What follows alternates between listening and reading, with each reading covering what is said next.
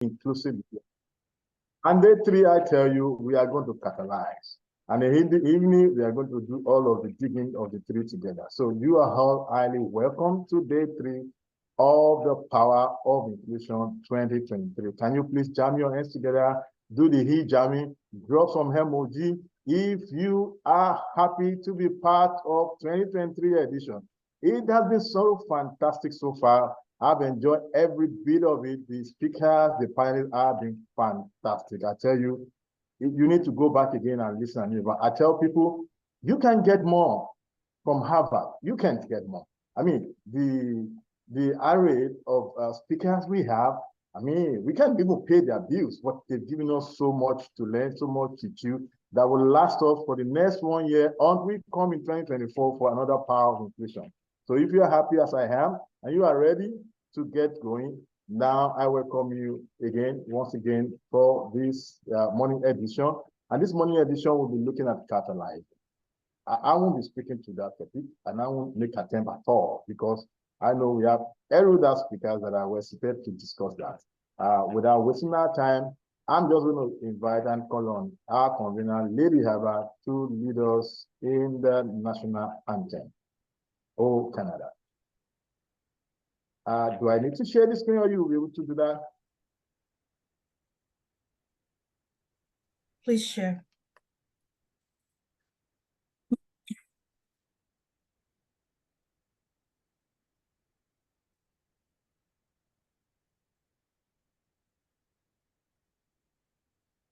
Yeah, there we go. Thank you so much. Please feel free to stand, sit, or however you feel comfortable. So we can all sing together. 1, 2, go. Oh, Canada, home and native land, true in the lovers covenant. With glory as we see the rising through us strong and free. From far and wide, oh Canada, we stand on God's worthy. God keep our land glorious and free. Oh, Canada, we stand on God's worthy. Oh, Canada, we stand on God worthy. Thank you all for joining in. Sorry. So we have a Fongate to take us on the French. Okay, sorry. So we just moved to the line comment again. Sorry. Thank you everyone for that rendition. Then we have Lady Haba again will lead us in the land acknowledgement, while Fonge will take that of the French version. Please, let's welcome Lady Haba. Thank you again, Ayo. It is my pleasure to read the acknowledgement. In the spirit and intent of the Truth and Reconciliation Commission's recommendations, we acknowledge the traditional indigenous territories on which we gather at the beginning of all CMP meetings. By learning, understanding, and acknowledging, we wish to pay respect to Turtle Island, Mother Earth, and to the rich indigenous history of Ontario. We recognize that our work takes place on traditional indigenous territories across Ontario. We also wish to acknowledge that the CMP head office is located on the traditional indigenous territory of the Huron-Wendat, Haudenosaunee, and most recently, the territory of the Mississaugas of the Credit. This territory is part of the Dish with One Spoon Treaty, an agreement between the Anishinaabe, Haudenosaunee, and allied nations to peaceably share and care for the resources around the Great Lakes. This territory is also covered by the Upper Canada Treaties. We wish to express gratitude to Mother Earth and for the resources we're using, and honor all the First Nations, Métis, and Inuit people who have been living on the land since time immemorial. Thank you. So I'm going to do the land acknowledgement in French. Go ahead. Dans l'esprit et l'intention des recommandations de la Commission de vérité et réconciliation, nous reconnaissons les territoires autochtones traditionnels sur lesquels nous nous réunissons au début de toutes les réunions du CNP. En apparent, en comprenant et en reconnaissance, nous souhaitons rendre hommage à Total Island, terre mère et à la recherche histoire autochtone de l'Ontario. Nous reconnaissons que nos travaux se tiennent sur le territoire autochtone traditionnel de l'Ontario. Nous tenons également à souligner que le siège social de CNP est situé sur le territoire autochtone traditionnel de Huron-Wendat, de Haudenosaunee et plus récemment sur le territoire de Mississauga de New Credit. Ce territoire fait partie du traité Dish with One Spoon, un accord entre les Anishinaabe, les Haudenosaunee et les Nations alliées. Et c'est pour partager et entretenir pacifiquement les ressources autour de grands lacs. Ce territoire est également couvert par le traité de Haut-Canada. Nous souhaitons exprimer notre gratitude à la Terre-Mère et pour les ressources que nous utilisons, et honorer tous les peuples de Premières Nations, Métis et Inuits, qui venaient sur notre terre depuis le temps immémorial. Thank you.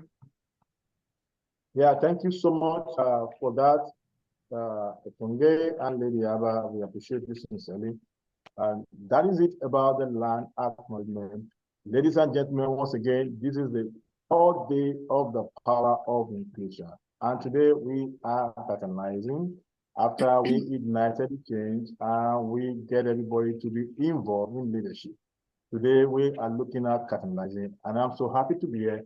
Today I'll be your host, and I take apology on behalf of my co-host. You will see her in the evening. She, ladies, she has gone to prepare ahead of the dancing for the evening. But however, I tell you, I'll do my very best to ensure that you get the best of the moment. So right about now, we are moving forward, and I would just want to say that I am the MC, and I'm a project manager, and also I'm passionate about serving humanity, and I volunteer with CMP.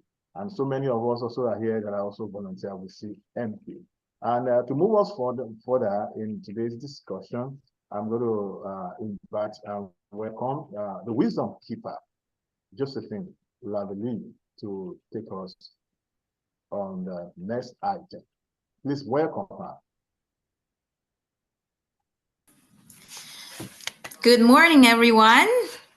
Thank you, Dr. Morgan. I'm sure you're gonna do a great job in hosting. Thank you. So, yes. yes. It is Josephine. That'll be speaking right now. Sure, no problem. Sorry about that. Good morning.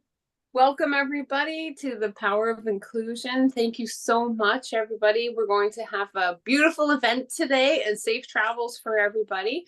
I would like to honor and greet the people. Today we have gathered and we see that the cycles of life continue. We have been given the duty to live in balance and harmony with each other and all living things. So now we bring our minds together as one and we give greetings and thanks to each other as people. Now our minds are one. We give greetings and thanks to our Earth Mother and greetings and thanks to the waters. We give our greetings and thanks to the fish.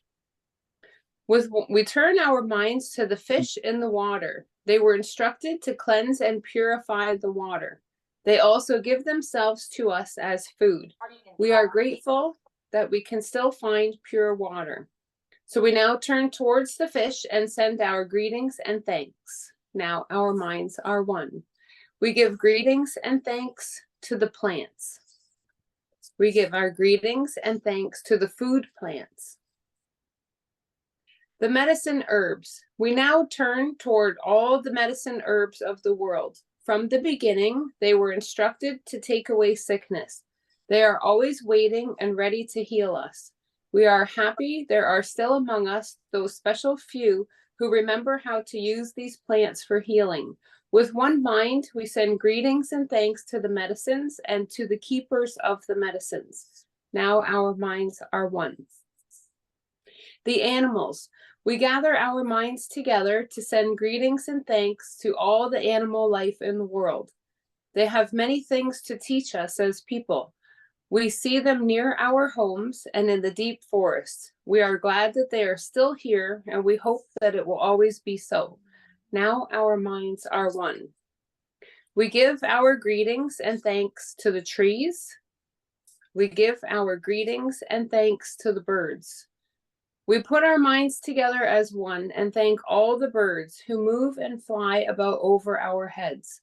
The Creator gave them beautiful songs. Each day they remind us to enjoy and appreciate life. The eagle was chosen to be their leader. To all the birds, from the smallest to the largest, we send our joyful greetings and thanks. Now our minds are one. The four winds. We are all thankful to the powers we know as the four winds. We hear their voices in the moving air as they refresh us and purify the air we breathe. They help to bring in the change of seasons. From the four directions they come, bringing us messages and giving us strength. With one mind, we send greetings and thanks to the four winds. Now our minds are one. We give greetings and thanks to the thunderers and the sun. We now send greetings and thanks to our eldest brother, the sun. Each day without fail, he travels the sky from east to west, bringing the light of a new day. He is the source of all the fires of life. With one mind, we send greetings and thanks to our brother, the sun. Now our minds are one. Grandmother Moon. We put our minds together and give thanks to our oldest grandmother, the moon, who lights the nighttime sky. She is the leader of women all over the world, and she governs the movement of the ocean tides. By her changing face, we measure time, and it is the moon who watches over the arrival of children here on earth. With one mind, we send greetings and thanks to our grandmother, the moon. Now our minds are one. The stars. We give thanks to the stars who are spread across the sky like jewelry. We see them in the night, helping the moon to light the darkness and bringing the dew to the gardens and growing things. When we travel at night, they guide us home. With our minds together as one, we send greetings and thanks to all the stars.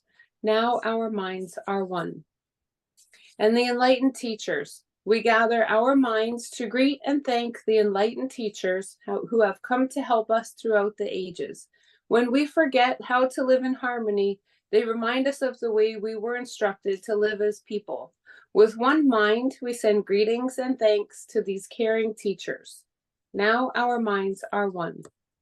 And lastly, the Creator, who is also God, Jesus, or whichever people pray to, that infinite intelligence source. Now we turn our thoughts to the Creator, or Great Spirit, and send greetings and thanks to all the gifts of creation.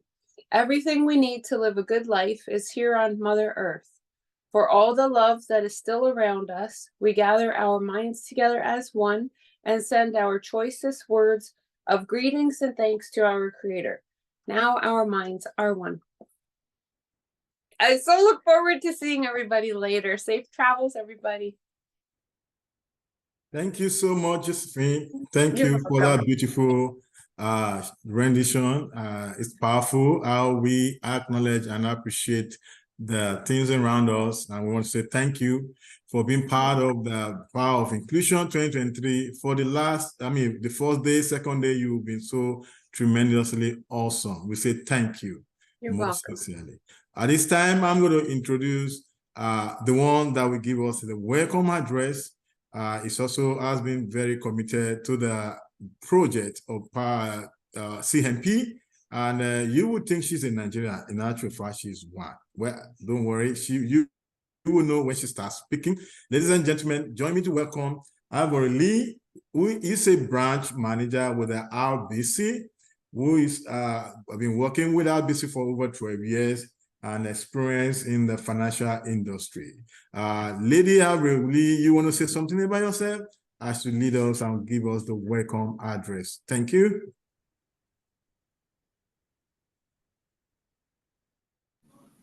Thank you, Dr. Morgan. Just like what I said, you are going to do a fantastic job today, and because you are always awesome. And I really love what Josephine said, that is such a beautiful, beautiful dialogue and praise our Mother Nature. That's so important.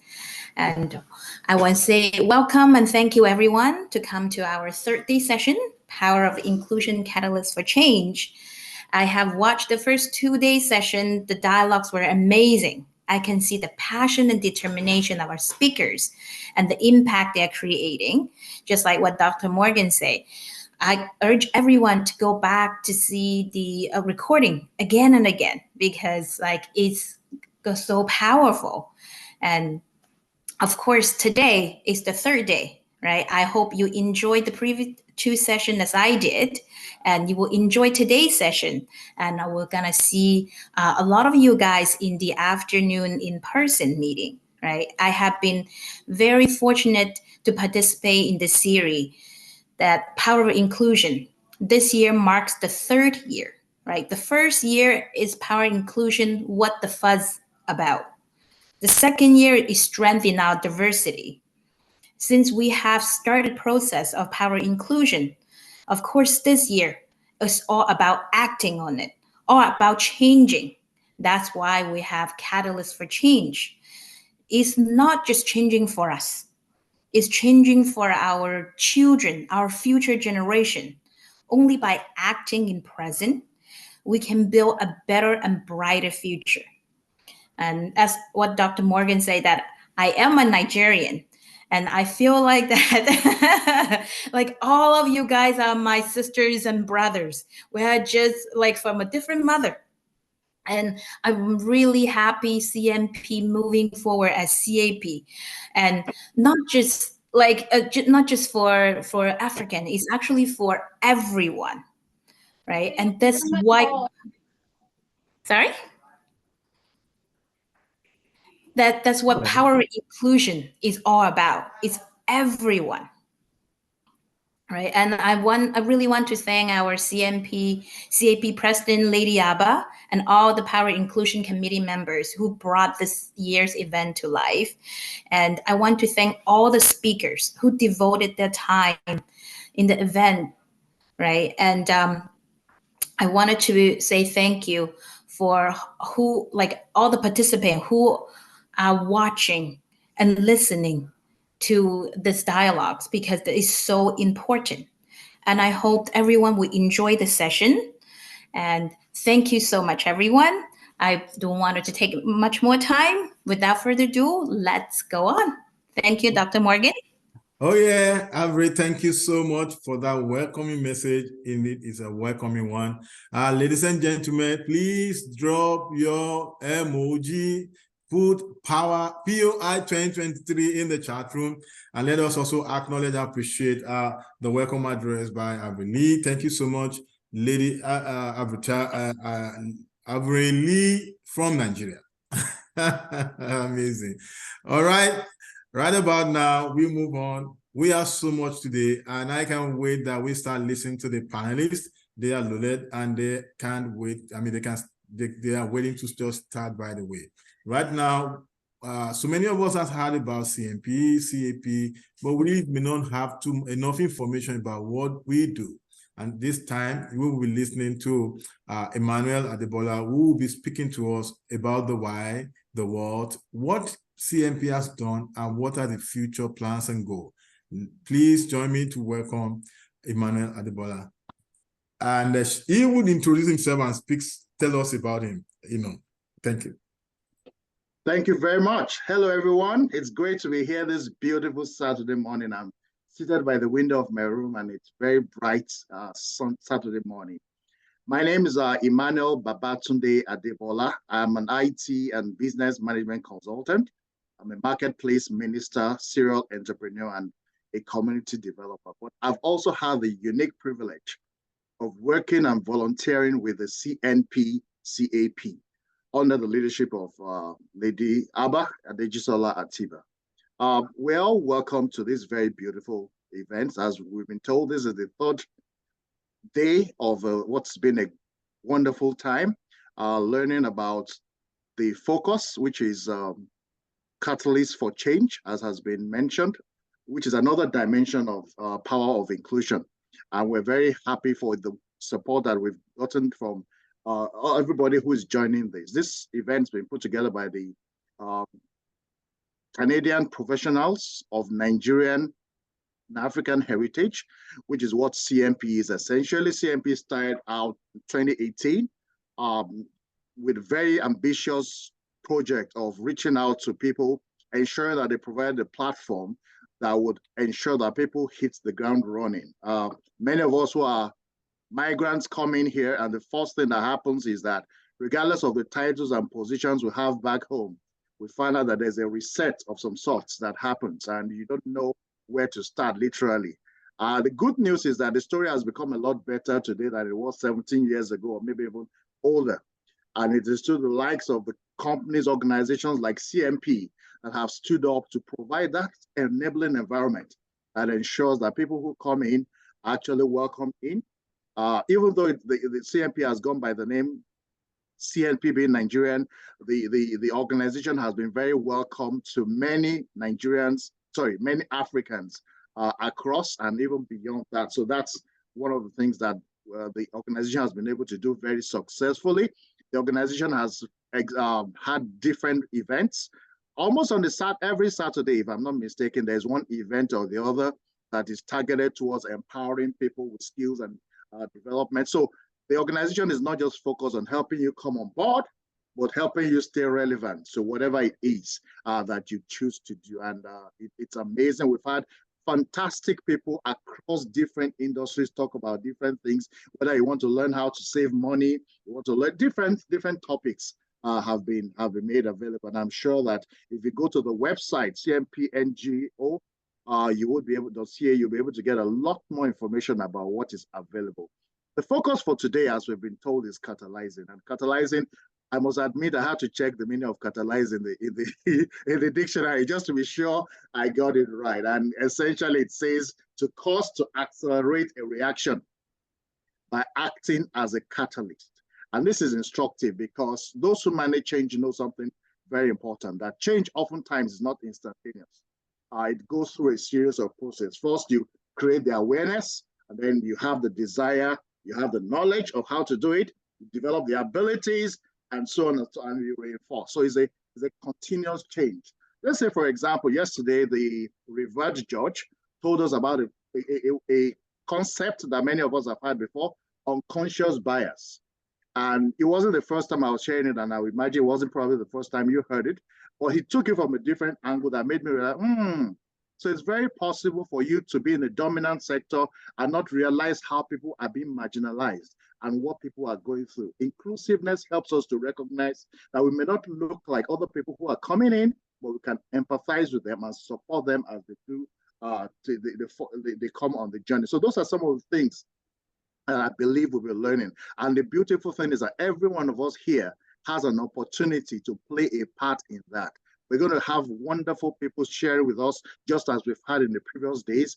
And I'm excited, looking forward to what we hear. But I would admit to you, I'm even more excited about what is coming up this evening, where we'll get to see each other face to face and have a good time. So I want you to relax, enjoy this session, and let's make it worth our while. Thank you very much. Awesome. Thank you so much, Emmanuel Adebola. Can we please appreciate him? And now that you have heard about CMP and you know much more about CMP, you know, I have a story about CMP, but this is not the moment. Maybe I'll be able to say a little about it in the evening, but I tell you, CMP has been a phenomenon, has been really making a lot of impact in the community. And if you are yet to be part of us, please jump now and join us. At this time, I would like to appreciate our supporters, those that make this a reality, those that have been their backbone over the years. They've been tremendous. They've been supporting us. They've been there for us, and we want to appreciate them most sincerely for the things they've done to make CMP and CAP continuously imparting lives, touching lives, and doing wonderful things within the community. First, I want to mention RBC. RBC has been a great supporter. They believe in the vision. They've been part of the vision. I want to say thank you for all that you do for CMP. We can't but to thank you enough. Also, I would like to appreciate DS. DS has also been part of the strong supporters that have been with us over the years, and also the African Caribbean community. I want to say thank you for your support, the Perspective Nation. We say it's most sincerely thank you. And Adam Vancouver, we want to say thank you for your support, the Member of Parliament, Milton. Thank you so much for your support over the years, for making this a reality. We appreciate you. And also, I want to say a big thank you to our own Lady Abba, the visionary, the convener, who is highly committed and continuously giving so much time, energy, and all that you want to think about, you know, to make sure that the vision keep on flourishing and progressing. We say thank you and we celebrate you. And I also want to thank all our panelists, everyone that is here, everyone that has, you know, from day one, day two, we want to say thank you. For every volunteers, we want to say thank you. We appreciate you for being part of this vision. We sincerely appreciate you and we say thank you for your time and everything you do. Ladies and gentlemen, and everyone that is here, we are moving very close to the time we're waiting for. But before then, I just want to let you know that we have a lineup of activity in the evening, and we have a lot of things that we intend to do. And even today, even at the end of this session, we have a raffle. So you don't have to go wait for the raffle, and you might just be the winner the day one, day two. And I suppose that I'll be part of the winner today too. So you just wait.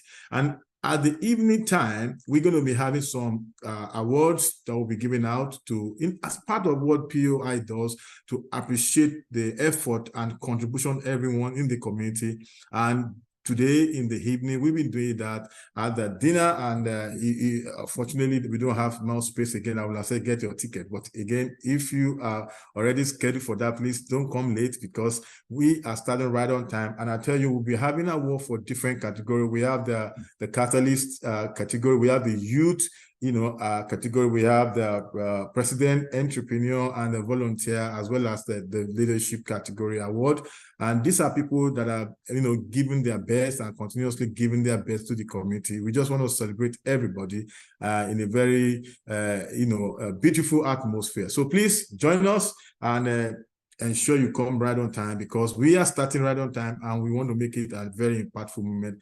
If you have not gotten your dancing shoe, please go get that. Make sure you come with a dancing shoe, because if you come with any kind of shoe, Efonge, I guess you showed me your shoe yesterday, and make sure that it's well balanced. So, all right, we don't have so much time to waste, and we have so much in store for you. Like I said, the day one, we ignited the change. Day two, it was all-inclusive leadership, and we don't have enough time, but it was loaded. And I tell you today, catalyzing. Everybody say catalyzing. Drop it in the chat room. Catalyzing. Just drop it.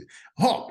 Okay, the man that will be leading that session, that will be coordinating and moderating that session, is no other person that I highly respect. With high respect. I mean, he has been a community leader. He has been committed to this vision. He's #1 volunteer of CMP. And he's a Nigerian, but he doesn't look like Nigerian. But in any case, he's an African, and he's an engineer of repute. I mean, If I have to list the project Fungi has done in Canada, you will be amazed. So he was more the brain behind it. Please join me to welcome Fungi as he takes us to the next session. And he will introduce himself, of course, yes, but and then he will lead us to the next session. Thank you so much. Jam those hands together. Welcome, engineer, doctor, prophet, Fungi. Dr. Ayo, this Nigerian adoption that you guys are forcing on me, I'm still waiting for my own special jollof rice. So okay. adoption doesn't come that easy. It's waiting for you in the evening. You have enough of jollof rice in the evening, don't worry. Okay. Dr. Morgan, thank you so much for being the moderator. Yeah, thank you, Emmanuel Adebola. And you know, as a son of a chemistry teacher, I think I'll be best placed to find out the definition of catalyst or catalyzing. And I know when my dad was teaching me in secondary school, he said a catalyst is something that speeds up the rate of any chemical reaction.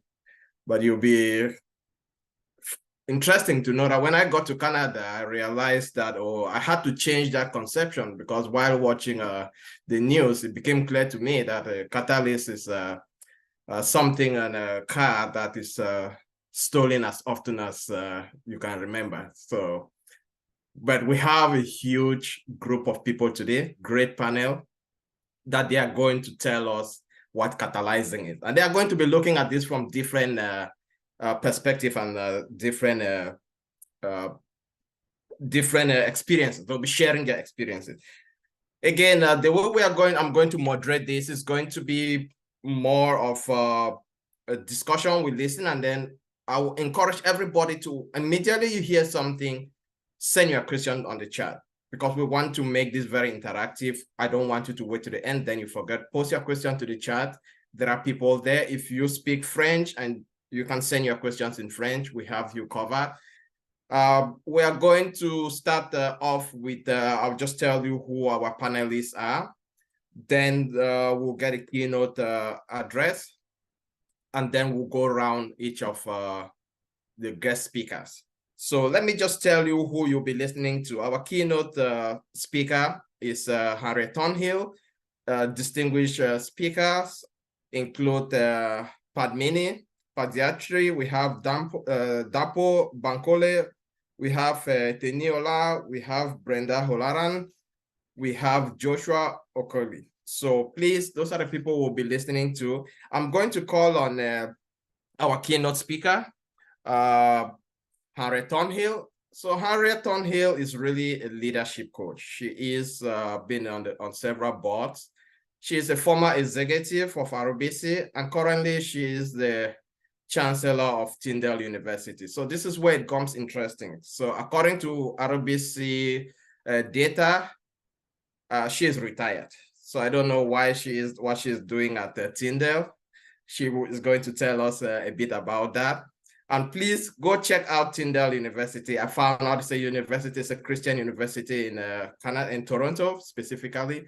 Please go check it out. So they have really very interesting stories about it. And Harriet, welcome on board. How are you doing? I know you are in Montreal. I hope Montreal, they are handling you as well as the RBC staff in Toronto did. Yes, hello, Efange, and thank you so much, and it's great to see you again. And thank you. I just want to say how happy I am to be here. Do you want me to start or? Not yet. We are going to just go quick through everybody. I want you to start, but not on this topic. I know you enjoy walking, and that's why I want to know. Let's forget about catalyzing for now, or if walking is part of catalyzing. 30 seconds for those listening.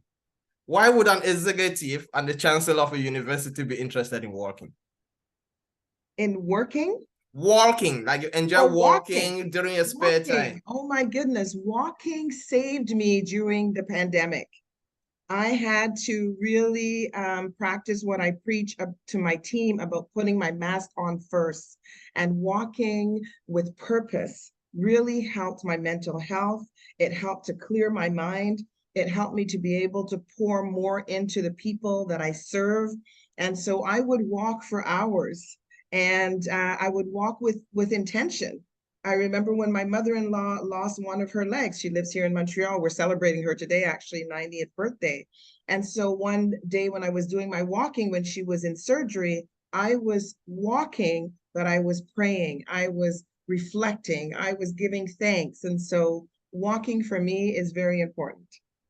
Thank you so much. I'm just going to give each of our next speakers about 30 seconds to just say something small so we get to know them. So I'm going to go to our guest speaker, Padmini, and then it's going to be the turn of Dapo, then Tiniola, Brendan, and Joshua. So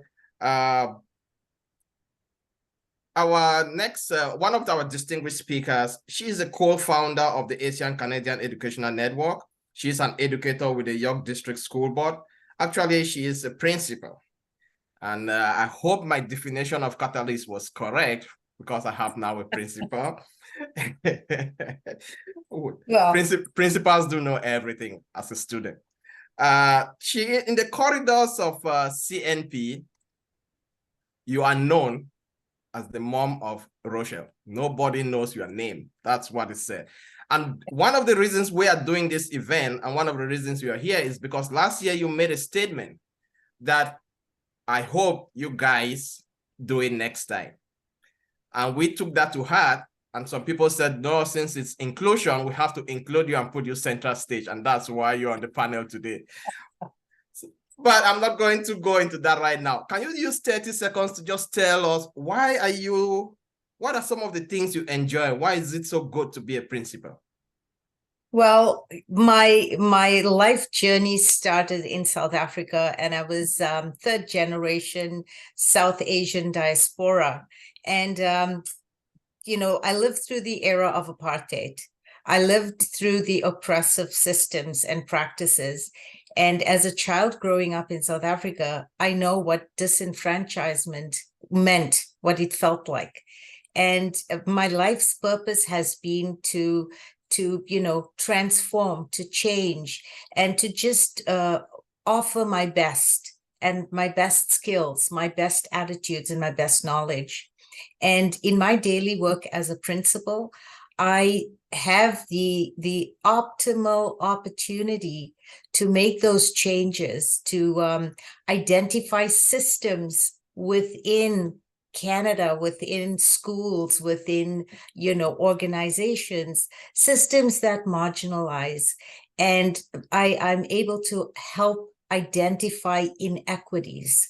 And through being a catalyst, I'm able to put the actions forward by inspiring staff, showing and leading change, and actually transforming cultures and climates for equity and inclusion. Thank you so much. Next person I will talk to will be Dapo. Dapo has been everywhere as far as CNP is concerned. Actually, he's the creator of the CNP website. So those who are interested in and like our website, that's the man behind it. He is reaching us actually from Alberta. Dapo is actually a Canadian leader when it comes to immigration. And he's also a storyteller, and that's where we want to start.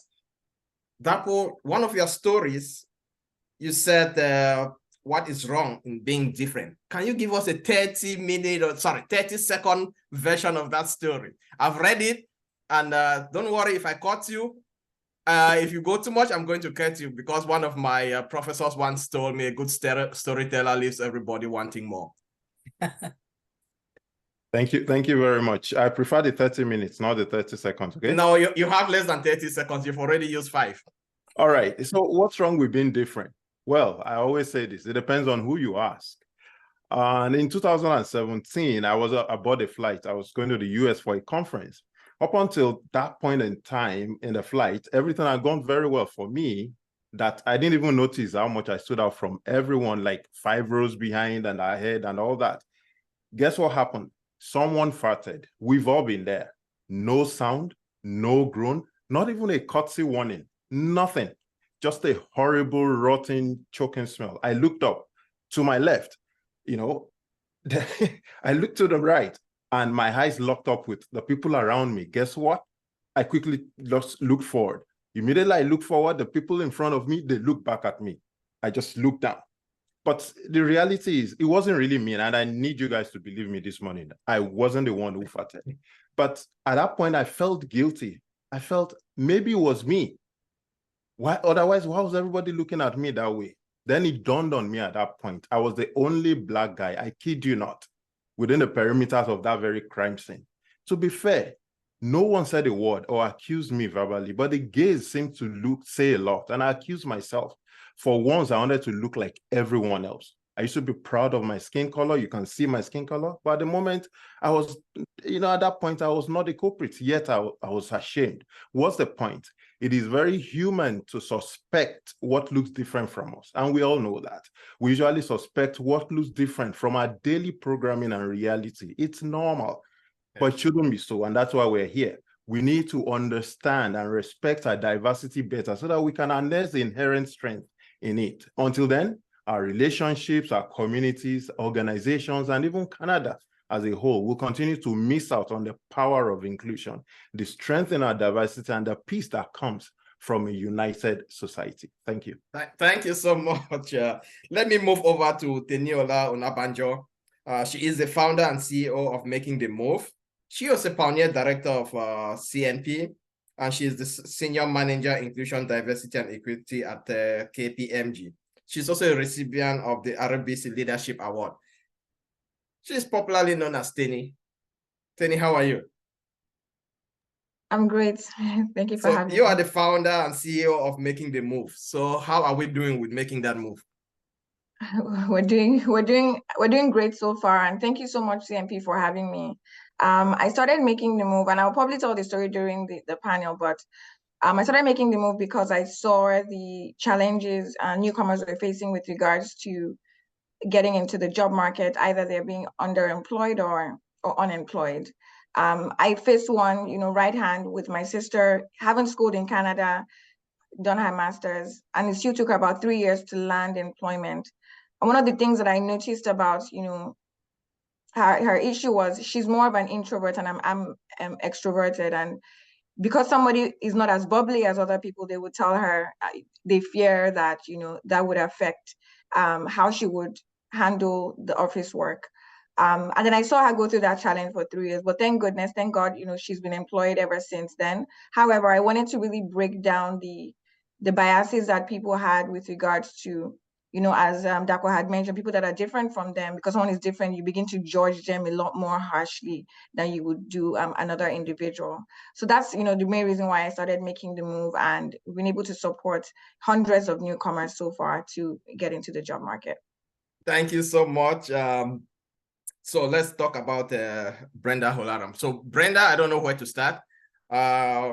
She is the district governor of Rotary 7080. She's the former mayor of Waterloo. Brenda is currently in so many boards that I can't list all of them. I'm just going to talk about Supportive Housing of Waterloo, the Sexual Assault Support Center of Waterloo, One Roof Youth Services, etc., etc. But there is some things that she does that when I was looking to her, I was like, really? She is an MC? She has like a wedding coordinator? And I was like, oh, people in these places, mayors, top high-ranking politicians, they don't do things like that. Then I found something about domestic violence. Brenda, that's something that it's across every community, but sometimes we sit here and then look at the people at the top and say, no, this is not possible. Can you tell us something about domestic violence? Thank you for that question. And yes, when I was married to my ex-husband, we had a little girl, and he was about 2.5 when he started exhibiting more and more signs of domestic violence towards myself and the house. And I was afraid for my daughter and I had to basically run from the house and start my life over again. And he was, even now, it's always hard to talk about it. And that was over 30 years ago.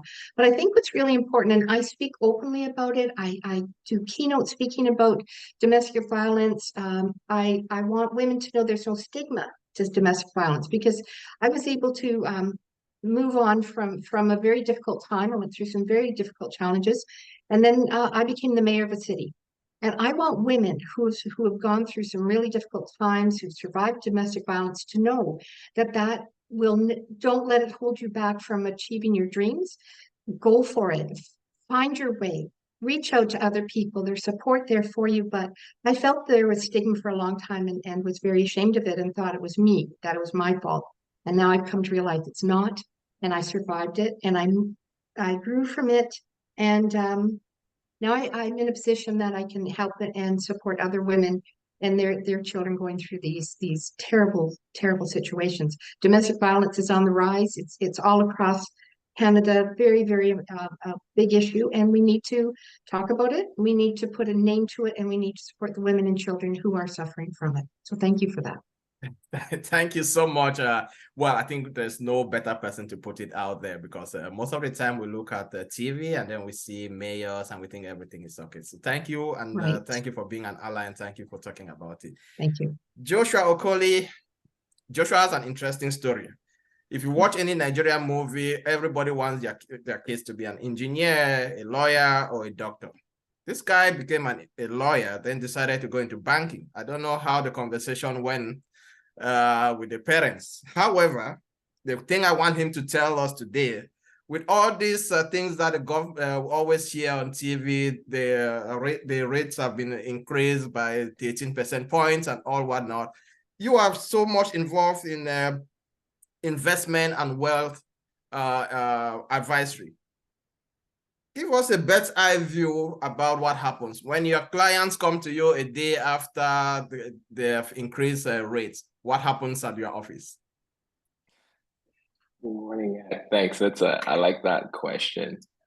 I would say bird's eye view is pretty calm, to be honest with you. The idea is not to be reactionary. I think industry-wide, there is a good idea of where things are going to go before like decisions are announced. So I think it's about when the decision comes, how are we going to capitalize on it now? Like, I know you mentioned rates going up a lot, and you'd be surprised, like that's actually presented a lot of opportunities that weren't here 3-5 years ago when rates were so low.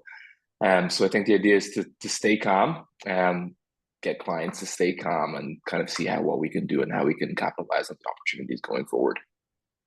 Okay, thank you so much. Now that we've heard from everybody on the panel, let's go back to our keynote speaker and give her 10 minutes to talk about catalyzing change, exploring the role of catalysts in driving change towards equity, diversity, and inclusion, and the strategies they employ to create meaningful impact. Harriet Thornhill, the mic is yours. Great. Thank you very much, Efange. It's really great to be here and to be amongst such an esteemed group of change leaders. I am excited to hear from the panelists as well. I want to say that I also want to give a shout out to Lady Abba. Thank you for your vision and your mission, your friendship. I don't know how you do it all. I know it was said earlier, but I tell you, I pray for you all the time. I appreciate you, appreciate your team for their commitment and their action. And this is the first year in 3 years that I will not be there this evening. And it never fails to be an event that just uplifts and inspires and profiles individuals in the community. That is what being a catalyst for change is all about. So let me share with you briefly some thoughts. And then let's get to, I know what everyone is waiting for. I would like to start with a quote from Dr. Martin Luther King Jr., who once said, "I have a dream that one day this nation will rise up and live out the true meaning of its creed. We hold these truths to be self-evident, that all men are created equally." And our sub-theme of catalyzing, I too had to go searching and looking it up. And everybody has a different opinion, as was said earlier. I think it's about accelerating purposeful action. Our ancestors are perfect examples of what it looks like to be relentless in the pursuit of ensuring that disenfranchised peoples are given the opportunity to thrive in society. And while so much sacrifice and change has occurred over many decades, we stand upon their shoulders and continue the mission well into the 21st century. The glass is half full, and it's encouraging to hear and see changes that move us forward.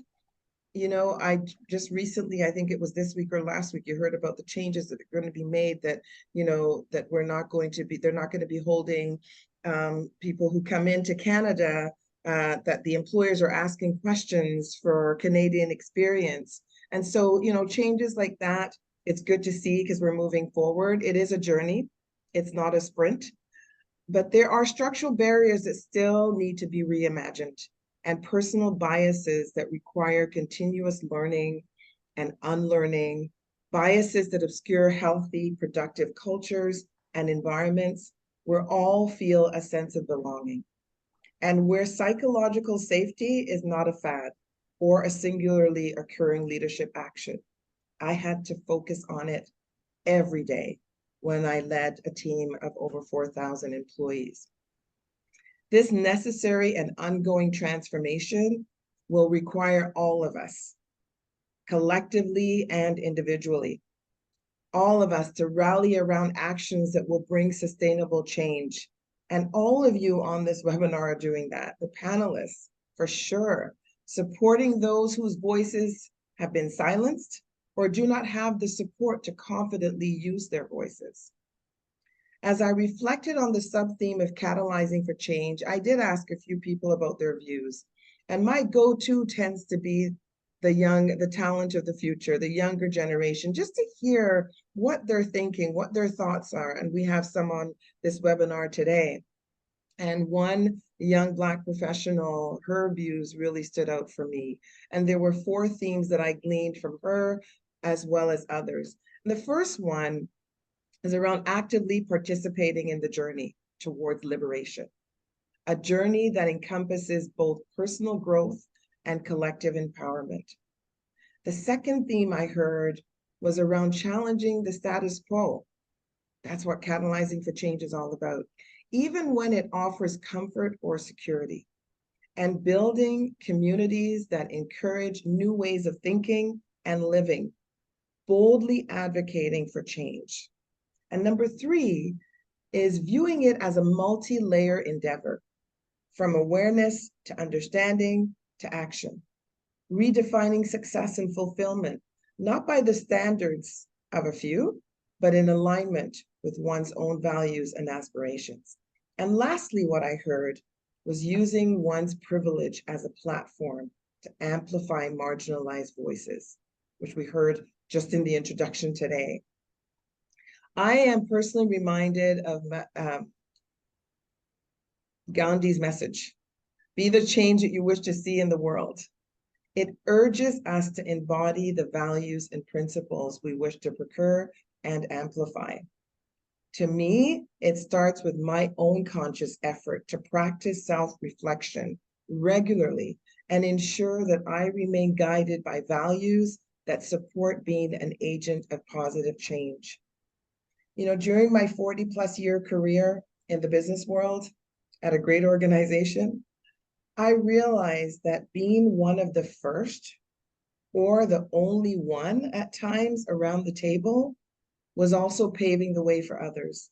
I had to get out of my head at times.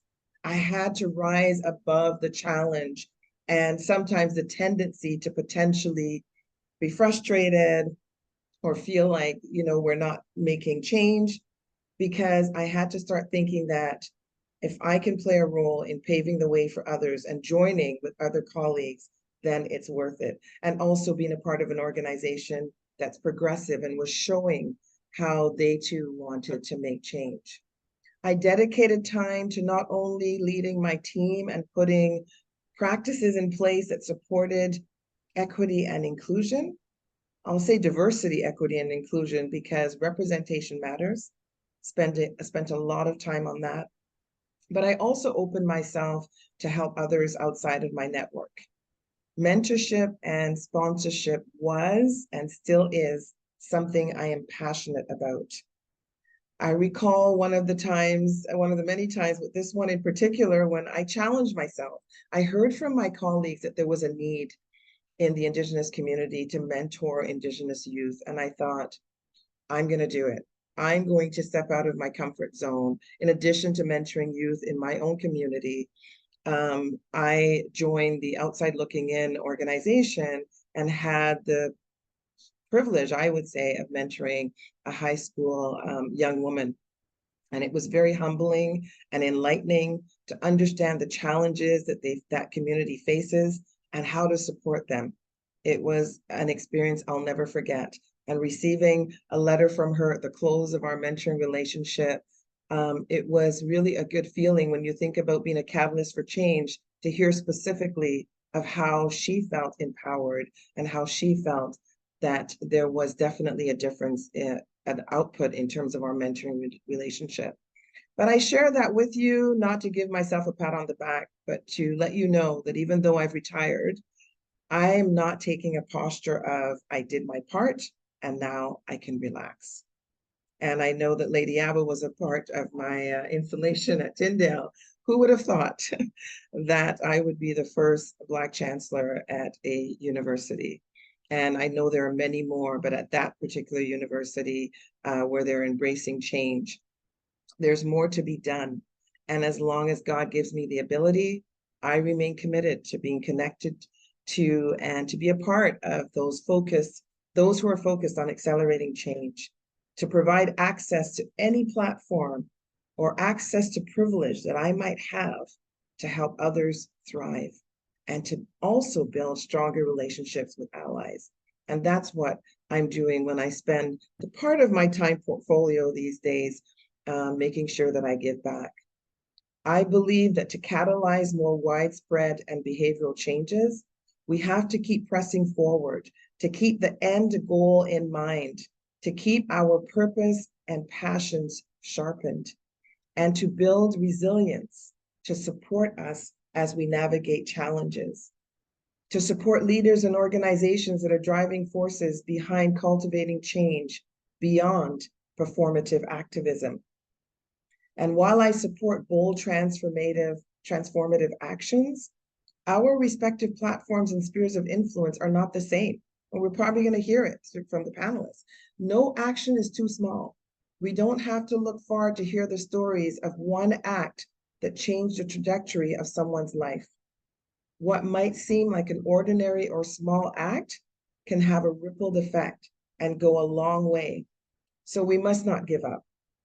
And it's not lost on me that the journey is becoming increasingly challenging as we look around the world and see the pain, both at the macro level and in our neighborhoods, the horrific acts of violence and hate crimes.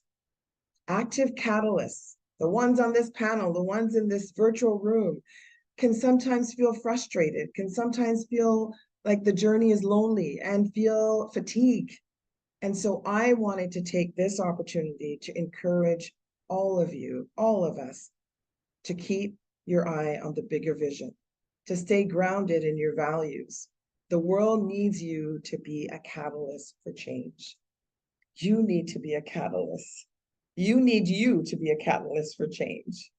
And I want to close with this quote that I read recently from Jacob August Rees.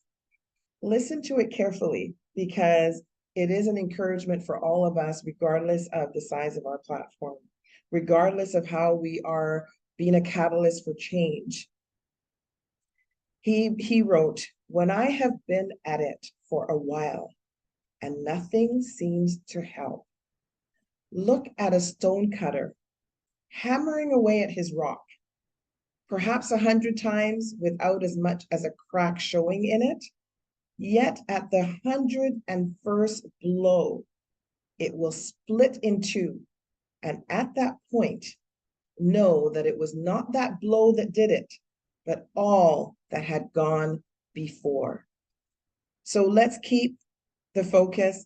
Let's keep being a part of this community, because it will take all of us, and we will make a difference as we continue to be catalysts for change, as we continue to accelerate the conversations and the dialogues that sometimes are uncomfortable, And I have learned to become comfortable with uncomfortable conversations.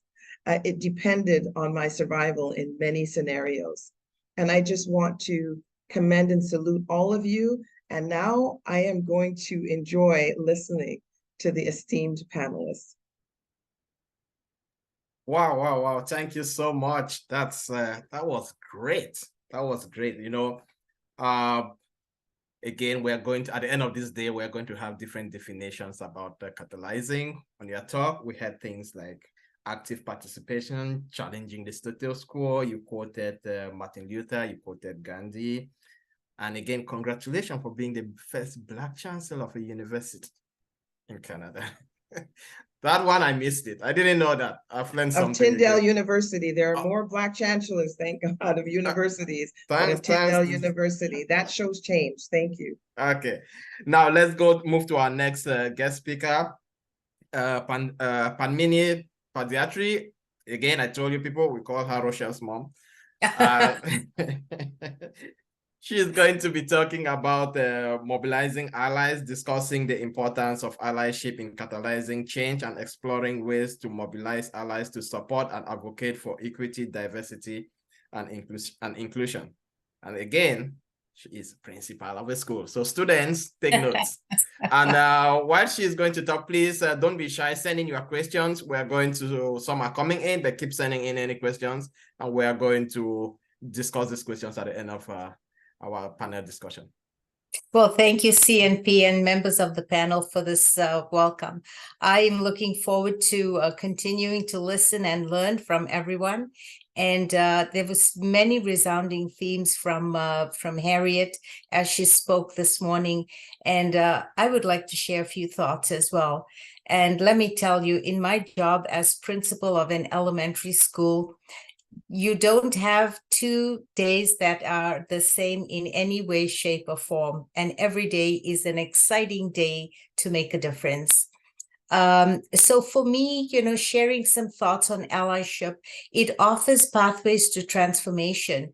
And the purpose for me as a school leader is to, you know, find all those opportunities to promote equity, to, you know, engage diversity and promote inclusion. And as a foundational action, allyship presents optimal opportunities for representation of voice, of school community, of parents, of students, and giving them agency over that.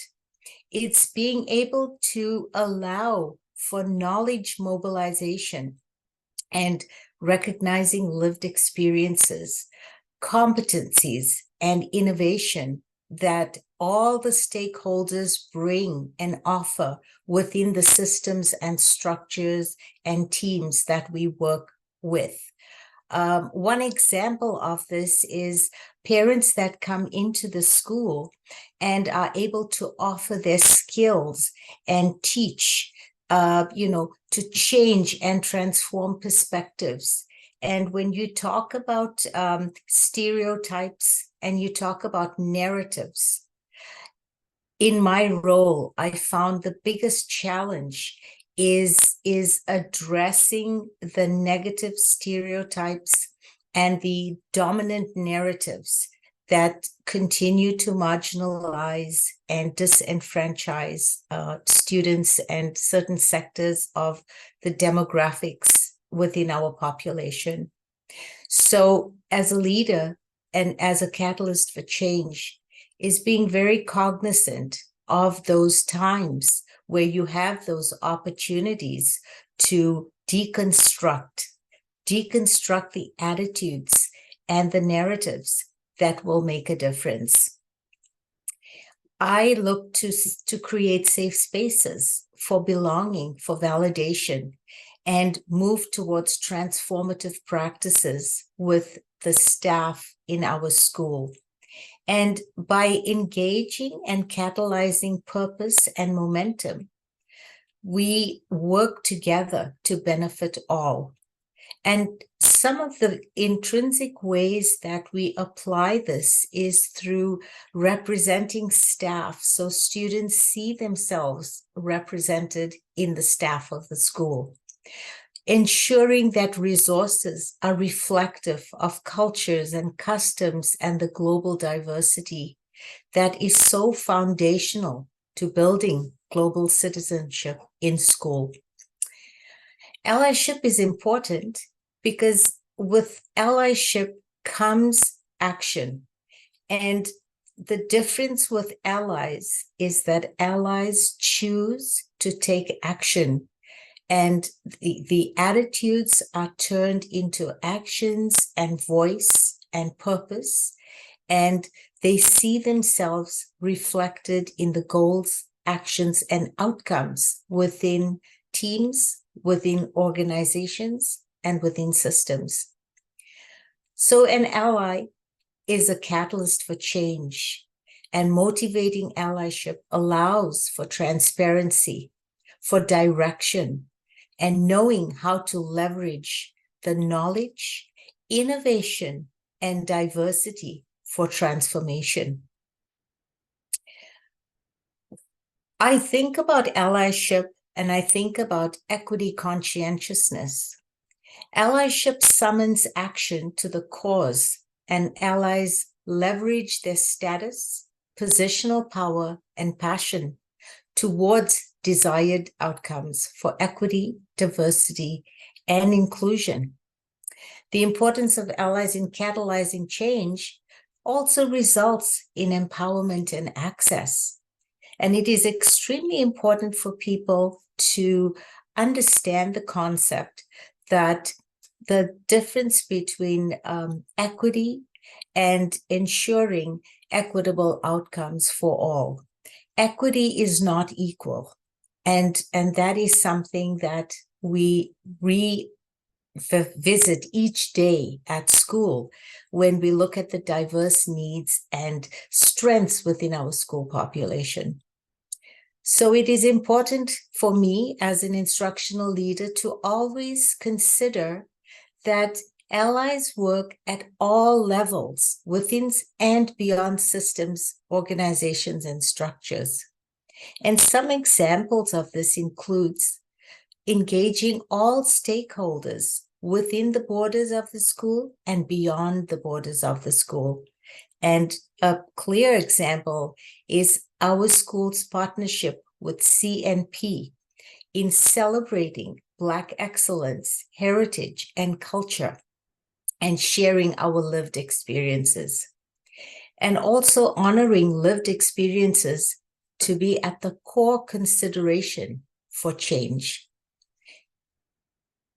I'd like to highlight a few ways that we can mobilize allies, and these include a human-centered approach and strategic understanding of equity and inclusion by going through a process of equity audits, ensuring that you are promoting equity consciousness. This entails looking for systems, looking for patterns within systems, and highlighting specific equity-focused data points to better understand gaps and inconsistencies within representation and agency. As a leader, approaching all the work with humility, reflective practice, and passion, considering benefits from the current status quo and considering who the stakeholders are that benefit from the current status quo and what transformation will look like, feel like, and sound like in action. This translates to creating identity-affirming spaces which value and honor lived experience in history. Also consider how the convergence of identity and skills shapes innovation and informs the innovation diverse groups have to offer. I do believe that we have a lot to learn and we can leverage success through this process. And finally, identifying and dismantling practices which marginalize and discriminate to exclude and create inequities by maintaining certain status quo. Finally, I'd like to leave you with this. As a leader watching and participating today, you have the potential and opportunity to amplify and embody catalyzing transformation towards greater equity and inclusion. I am here to reinforce that catalyzing towards inclusion is an essential prerequisite to transformative leadership, and it is absolutely possible within all and across all spaces. Thank you. Wow. Thank you so much. Thank you so much. Now I feel guilty. I think I have to figure out how to contribute to the school system. Maybe I'll come and teach in your school or do something. And I'm sure there are a lot of listeners out there who are like, oh, maybe I'm part of the problem. You're welcome. And I think we are going to be an ally of the school system now going forward. Thank you so much for that wonderful presentation.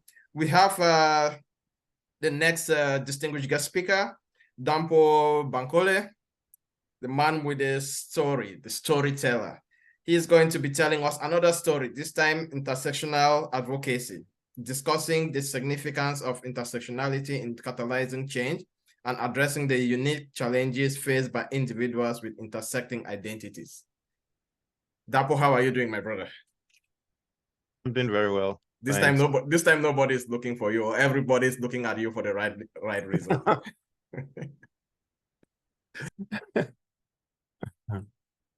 All right. Thank you very much. Thanks for, the great work you've been doing since morning. I know it's not easy. I host events and all that as well. It's not easy. So thank you very, very much. So, okay. All right. I've been asked to speak on intersectional advocacy. And I looked at that topic, I reflected quite a bit. And, then it really dawned on me the importance of what we're all trying to do. And beyond that, what also occurred to me is the enormous challenge that we have ahead of us. To start with, what is intersectionality? That might sound like a big word, but it's something we're all experiencing. We just might not have had a chance to reflect and use a word to describe it. Intersectionality refers really to how different social categories like race, class, gender identity, sexual identity, religious beliefs, and disability can overlap and cause multiple forms of compounding discrimination or disadvantage for a person or a group. Recently, and I mean as recent as this week, I was in a DI conversation with some non-people of color, and some of those people expressed concerns that the rate at which DEI was being implemented everywhere, and the focus that DEI was actually enjoying, so to speak, may lead their white sons. These were their words, not me, to have a challenging. To have a challenge getting a job in future. And that shocked me. But why? Why were they thinking that way? Because to them and the section of the society, intersectionality means that because you're a minority, that means you're getting special standards. You're getting special treatment.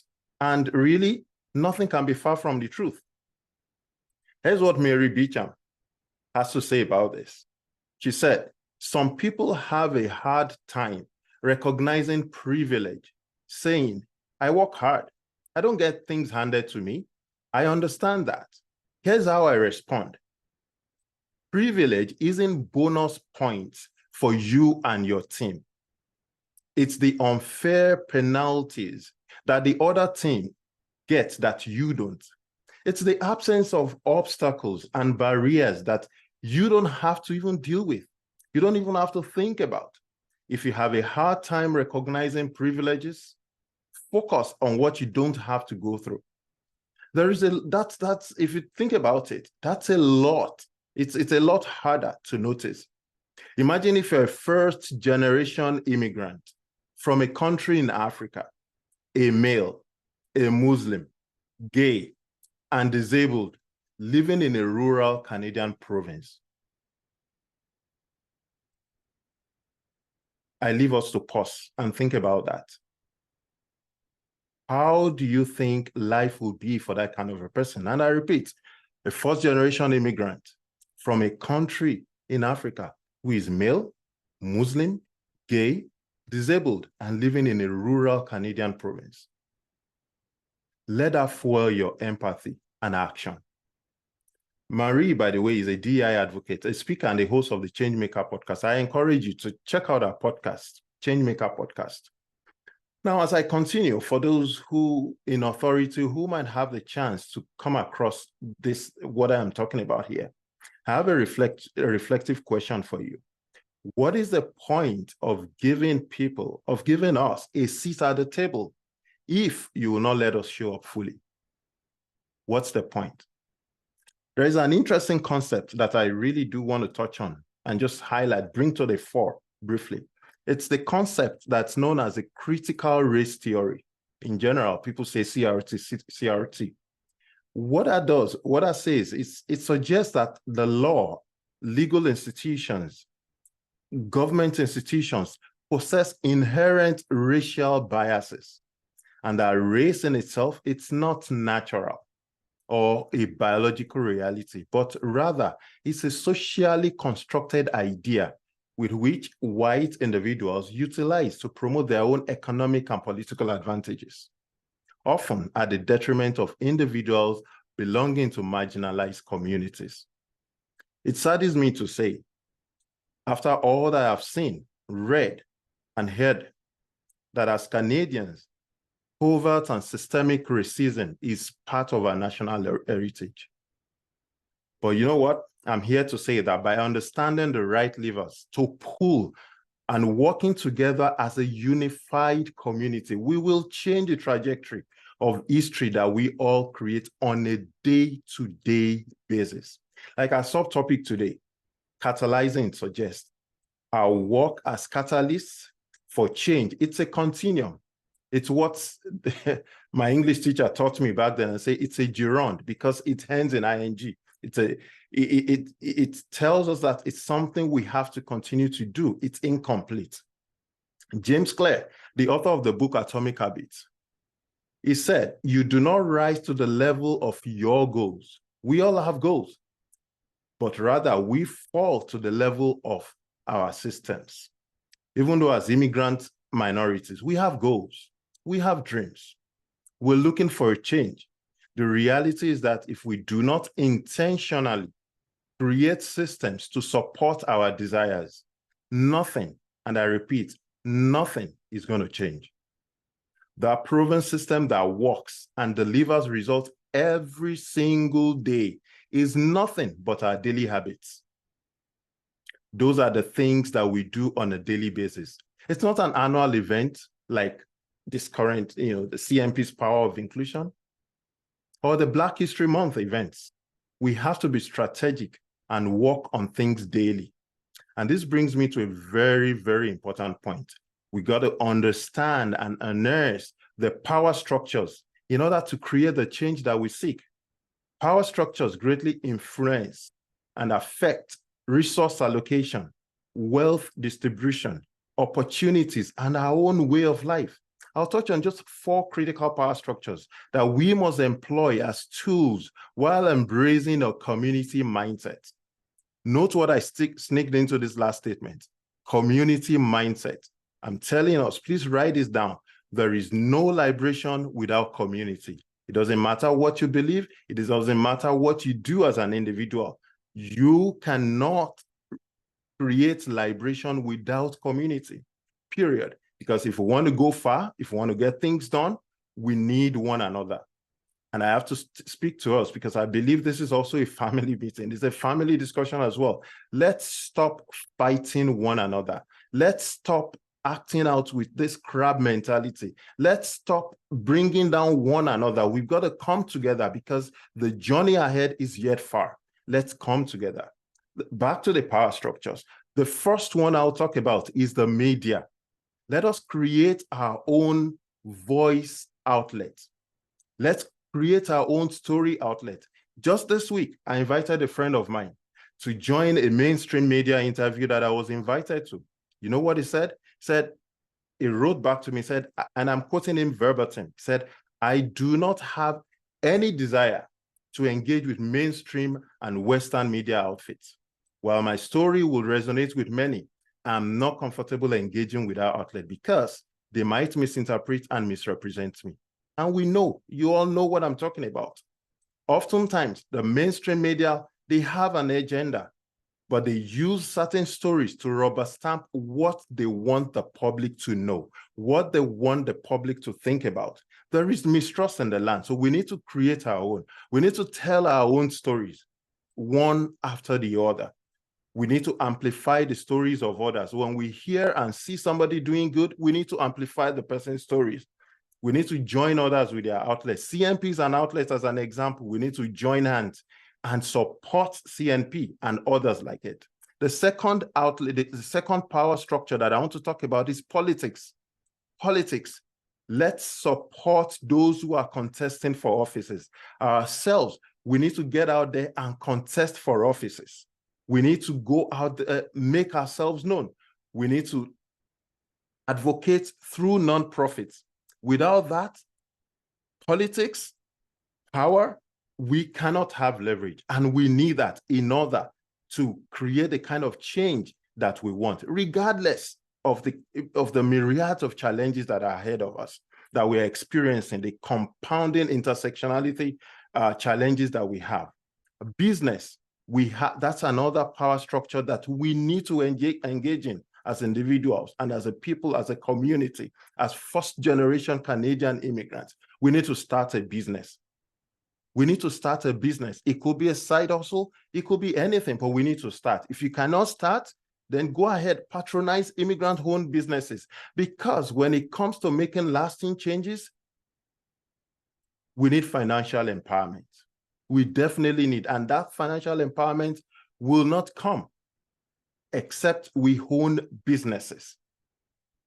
The last one structure that I want us to talk about is marketplace expertise. You need to have a kingdom. Not everybody will definitely create a business. We know that. But some of us, we are cut out for the professional world. We need to have a kingdom. What do I mean by that? You need to be a king and you have to have a domain, an area of life, an area of business, industry where you have expertise, where when they remember that area of expertise, it is your name that comes. Because when you have that, you have a voice.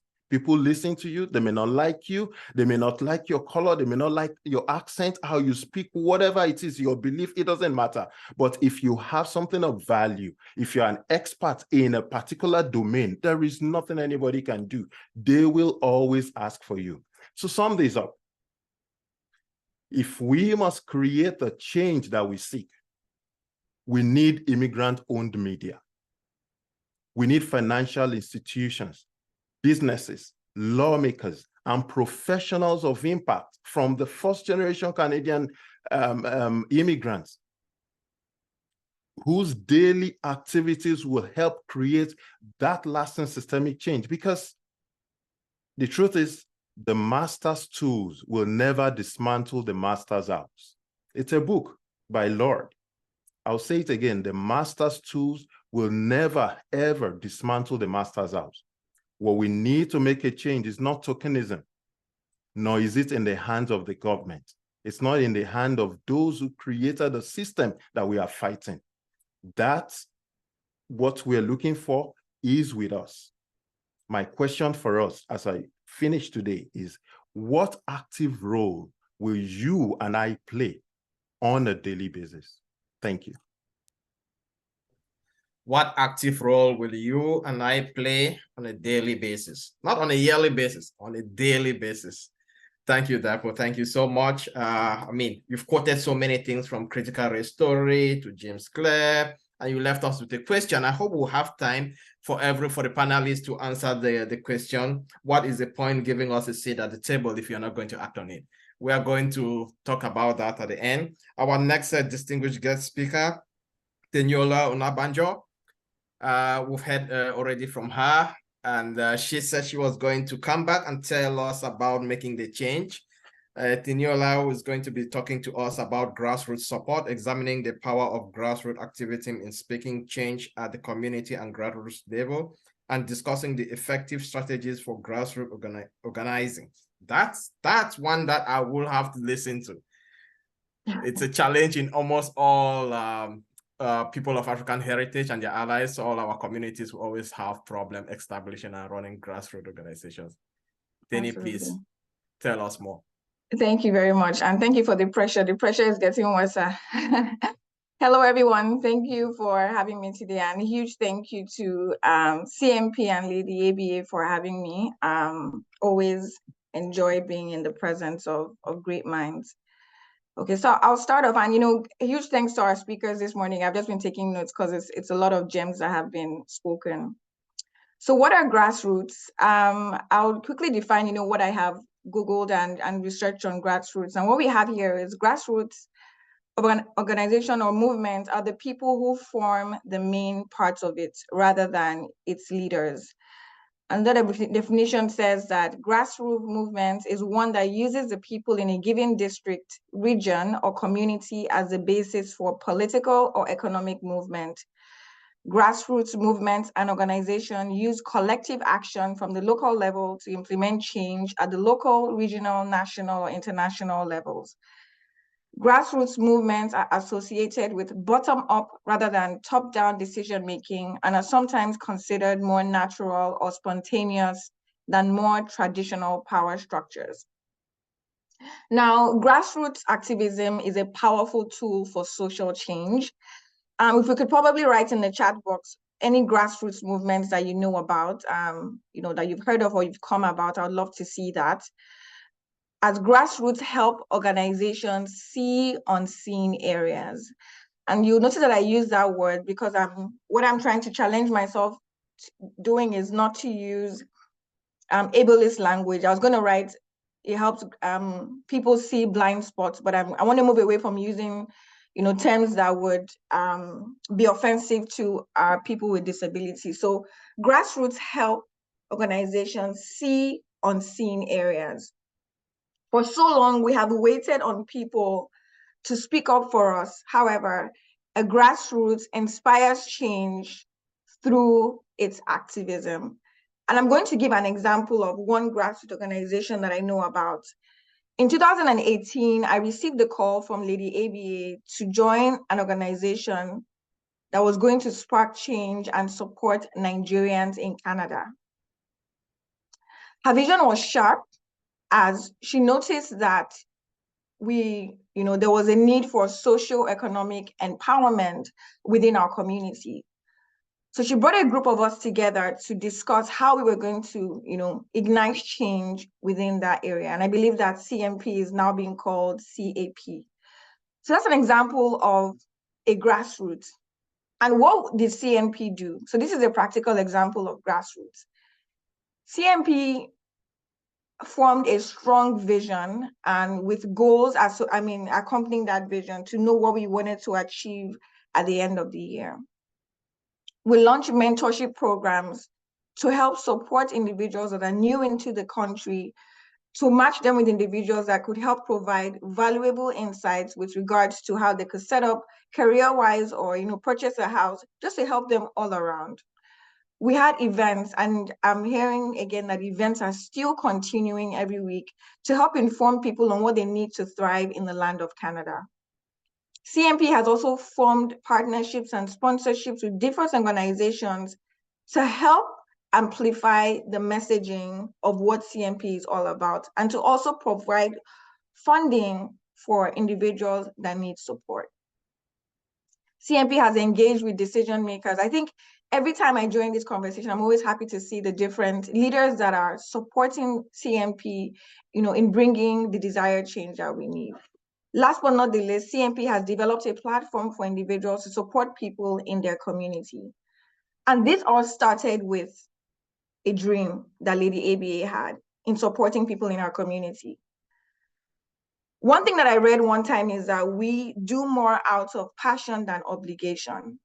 When you're thinking of starting a grassroots organization, you need to understand your why.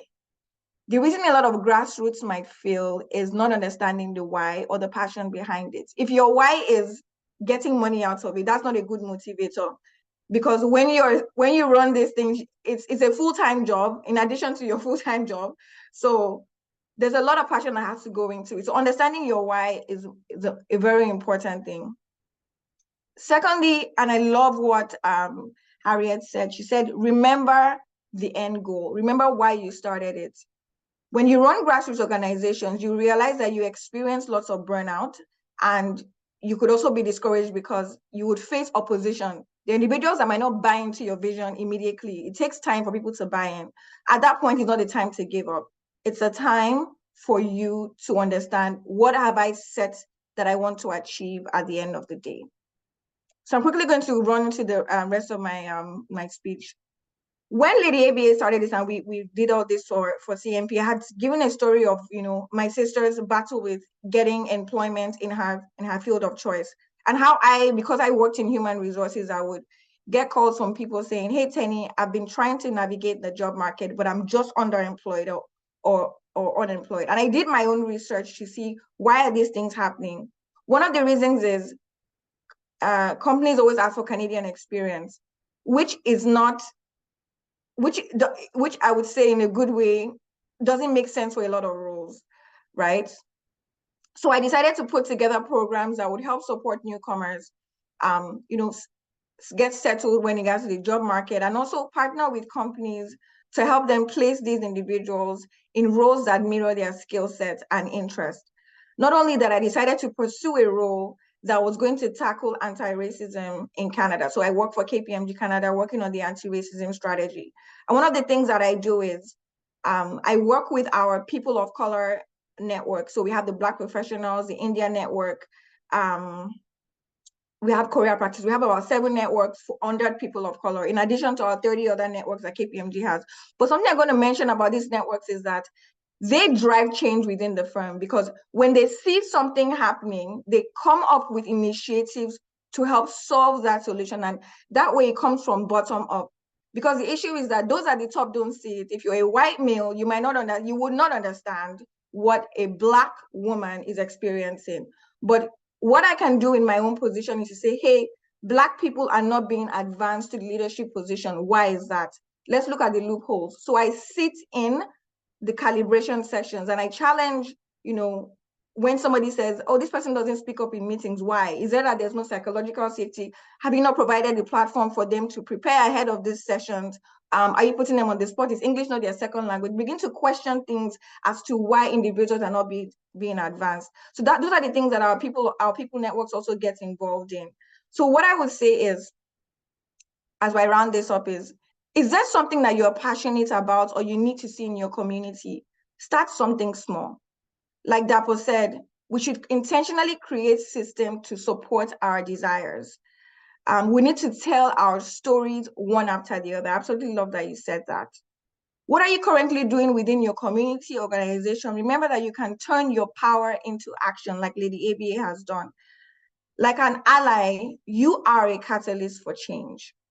The quick tips on how to set up a grassroots: speak with current grassroots leaders to learn from them, understand the problem you are trying to change, have a clear vision and identify common goals, plan events, form partnerships, develop a routine to avoid burnout. Last but not the least, when you face backlash, opposition, and burnout, do not give up, because there's a reason you started the organization. Remember that, keep the goal in mind. And to round up, in the words of Margaret Mead, never doubt that a small group of thoughtful, committed individuals can change the world. In fact, it's the only thing that ever has. So thank you very much. Yeah, I said I was going to listen to this. I took a lot of notes. Thank you so much. I like the way you put it. Like you use all experiences that we are familiar with. You talk a lot about CNP. You talk about us understanding our why and the passion for starting a grassroots organization. And yeah, I think we need to really revisit this as a community. A lot of our organizations fail maybe in the next, within 4 or 5 years span. Again, thank you so much, Teni. Our next speaker, it's Brenda. Brenda is going to be talking to us today about policy and advocacy, examining the role of policy and advocacy in catalyzing systemic change for equity, diversity, and inclusion, and discuss the effective strategies for policy reform. Wow, what a nice topic for a former politician, right? Yeah, that's quite a topic, and I'm glad to be able to speak about it. So good morning, everyone. I'd like to thank you for joining our webinar today, and a special thank you to our wonderful leader, Lady Abba, and the Council of Nigerian Professionals for including me today. It's wonderful to be included on a Power of Inclusion discussion. You know, I'm really honored to be here and to be with so many incredible people on this panel, and what I'm learning and hearing and able to just think about. And there's so much work to be done, but the theme is also working together and reaching out and speaking about topics that sometimes are a little difficult to talk about, but we need to constantly be looking at how do we change things and what are we doing as catalysts for changers. So my topic, it's deep and it's big and it's really difficult to speak about it in such a short time. So I'm trying to be as concise as possible. So here we go. In our rapidly evolving world, achieving equity, diversity, and inclusion has become a pressing social concern. While many factors contribute to the transformative nature of change, policy and advocacy play pivotal roles in catalyzing systemic change for EDI. So let's explore the significance of policy and advocacy in fostering meaningful reform, focusing on roles in promoting equity, embracing diversity, and ensuring inclusion. And let's discuss effective strategies that can be employed to bring about policy reform and drive positive change. So all of us have been kind of talking about what does catalyzing mean? Catalyzing equity refers to taking action and implementing strategies to promote and accelerate equity in society. It involves actively addressing systemic barriers and inequalities that prevent certain individuals or groups from having equal opportunities and access to resources. This can include policies, programs, and initiatives aimed at reducing disparities, promoting social justice, and creating a more inclusive and equitable society. By catalyzing equity, we aim to create a level playing field for everyone, regardless of their background or circumstances. So how is policy a driver of systemic change? Policy acts as a driving force behind systemic change by setting guidelines, regulations, and standards that shape societal values and practices. Progressive policies can pave the way for a more equitable, diverse, and inclusive society. Policies aimed at eliminating discrimination, such as affirmative action plans, employment equity legislation, and inclusive education policies, address historical inequalities and create the groundwork for transformative change. Advocacy serves as a catalyst for policy change and societal transformation. By raising awareness, mobilizing communities, and amplifying marginalized voices, advocates create pressure on policymakers to address the gaps in equity, diversity, and inclusion.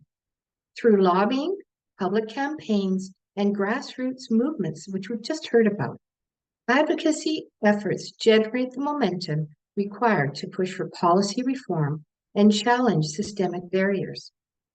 Effective strategies must be employed to ensure policy reform aligns with the goal of achieving equity. Firstly, thorough research and data analysis should guide policy development to accurately identify disparities in areas of inequity. Additionally, involving stakeholders from diverse backgrounds, including marginalized groups, can ensure policies are holistic and representative of the communities they aim to empower. Lastly, continuous monitoring and evaluation must be in place to track the impact of policy changes and make necessary adjustments. And government needs to be held accountable that we are not allowing them to put policies behind what needs to be done. The policies in place must constantly change and evolve to the needs of all of us. Policies promoting diversity recognize and celebrate the unique contributions of individuals from diverse backgrounds. Strategies such as affirmative action programs, diversity quotas, and cultural competency training encourage organizations to embrace diversity and provide equal opportunities for all. By valuing diverse perspectives and experiences, policies can challenge societal norms and foster innovative solutions to complex policies. Inclusion requires intentional efforts to dismantle systemic barriers and create environments that are welcoming and accessible to all. Policies facilitating inclusion encompass accessible infrastructure, inclusive education practices, reasonable accommodations, and anti-discrimination legislation. It is imperative to acknowledge that inclusion is an ongoing process. It's a learning process for all of us that demands continuous adaptation and an open dialogue among policymakers, stakeholders, and communities. Policy and advocacy serve as indispensable instruments in driving systemic change for equity, diversity, and inclusion. Through progressive policies and transformative advocacy efforts, societies can address historical inequities, embrace diversity, and foster inclusive environments. Effective strategies for policy reform involve research-based decision-making, again, stakeholder engagement. It is so important that we involve everybody at the discussions that need to be held, and continuous monitoring for positive impact. By harnessing the power of policy and advocacy, we can pave the way towards a more equitable, diverse, and inclusive future for all. Thank you very much. Thank you so much. Thank you so much. Wow. This is a really interesting one. I was still making notes, to be honest with you, when you stopped. It's a very passionate, and I like the way you deliver your points. It's great to have you. We need to talk about stakeholder engagement. We heard about open dialogue, intentional efforts to make change, and it's nice it's coming from you, because sometimes we sit behind and we're wondering like, okay, these people don't really know what's going on. But thank you again so much, Brenda. Last but not the least, to talk, and then we'll circle back, and then we'll have a Q&A session. Again, send your questions. Don't wait till the end. It's going to be Joshua Okoli. Hi, Joshua. How are you? Good morning. Good morning. So you'll be talking about leveraging technology, exploring the role of technology in catalyzing change for equity, diversity, and inclusion, including innovative approaches, online platforms, and digital tools for amplifying voices and narratives. We've heard a lot about voices and narratives today, so it's your point now to tell us about your own narrative. Yeah, thank you. Thank you for the introduction. Thank you to CMP for giving me the opportunity to share some thoughts. I think in the title, there is a lot to unpack there when you're talking about leveraging technology. And so I'll try and keep it as concise as possible. But I wanted to bring it back to the title for the week, and power of inclusion and being a catalyst for change. I know a couple of people have kind of referenced the definition for catalyst, and I think we're agreeing that it's an agent that provokes or accelerates some type of change or action. And I think that that's exactly what technology has done. If you look at it even over this week, over the events of this week, I'll go back to the quote that was used by Harriet, and being the change that you want to be in the world, that you want to see in the world. And I think that's exactly what we're doing this week. And it's almost entirely been made possible by technology and how we're using it. I think we live in such a time where the society is so connected. It's never been easier to ensure diversity in all circles. I think that it's never also been talked about as much as it is right now. We live in Canada. I'm here in Toronto. One of the most multicultural cities in the world, and I think that we have such an access to a broad range of voices and backgrounds, and where we can all contribute and have our input in society. When I look at innovative approaches, even if you look at some of the speakers just from today, you can see how technology has played such a big role in kind of gathering that traction. I'll go back to Teniola and looking at how, talking about grassroots, starting from grassroots, you can see how you can use technology and leveraging support and getting support for your ideas and how they can grow from there. Whether or not you want to look at it from an individual perspective or like from a corporate perspective, you can see how you can use technology to really grow, to connect with people and get ideas from different perspectives. I'll even look at it in my own career and in my personal life, how like working in the investment management world, I can use it to connect with clients, with partners, and even personal on a friend level, where you're getting inputs from a diverse range of backgrounds. And I'm grateful for how technology is able to enrich kind of my career and my life in the same way. I think it doesn't really, I think we all have access to technology in some way or another. I know we have kind of members on the call today who are in the school system, so I want to talk a little bit about that. If you look at even some of the online learning platforms that promote equity, diversity, and inclusion, and provide access to people, who might be a situation where you have a barrier, like a financial barrier, a geographical barrier to education, and technology has, I think, to a certain extent, has definitely improved that.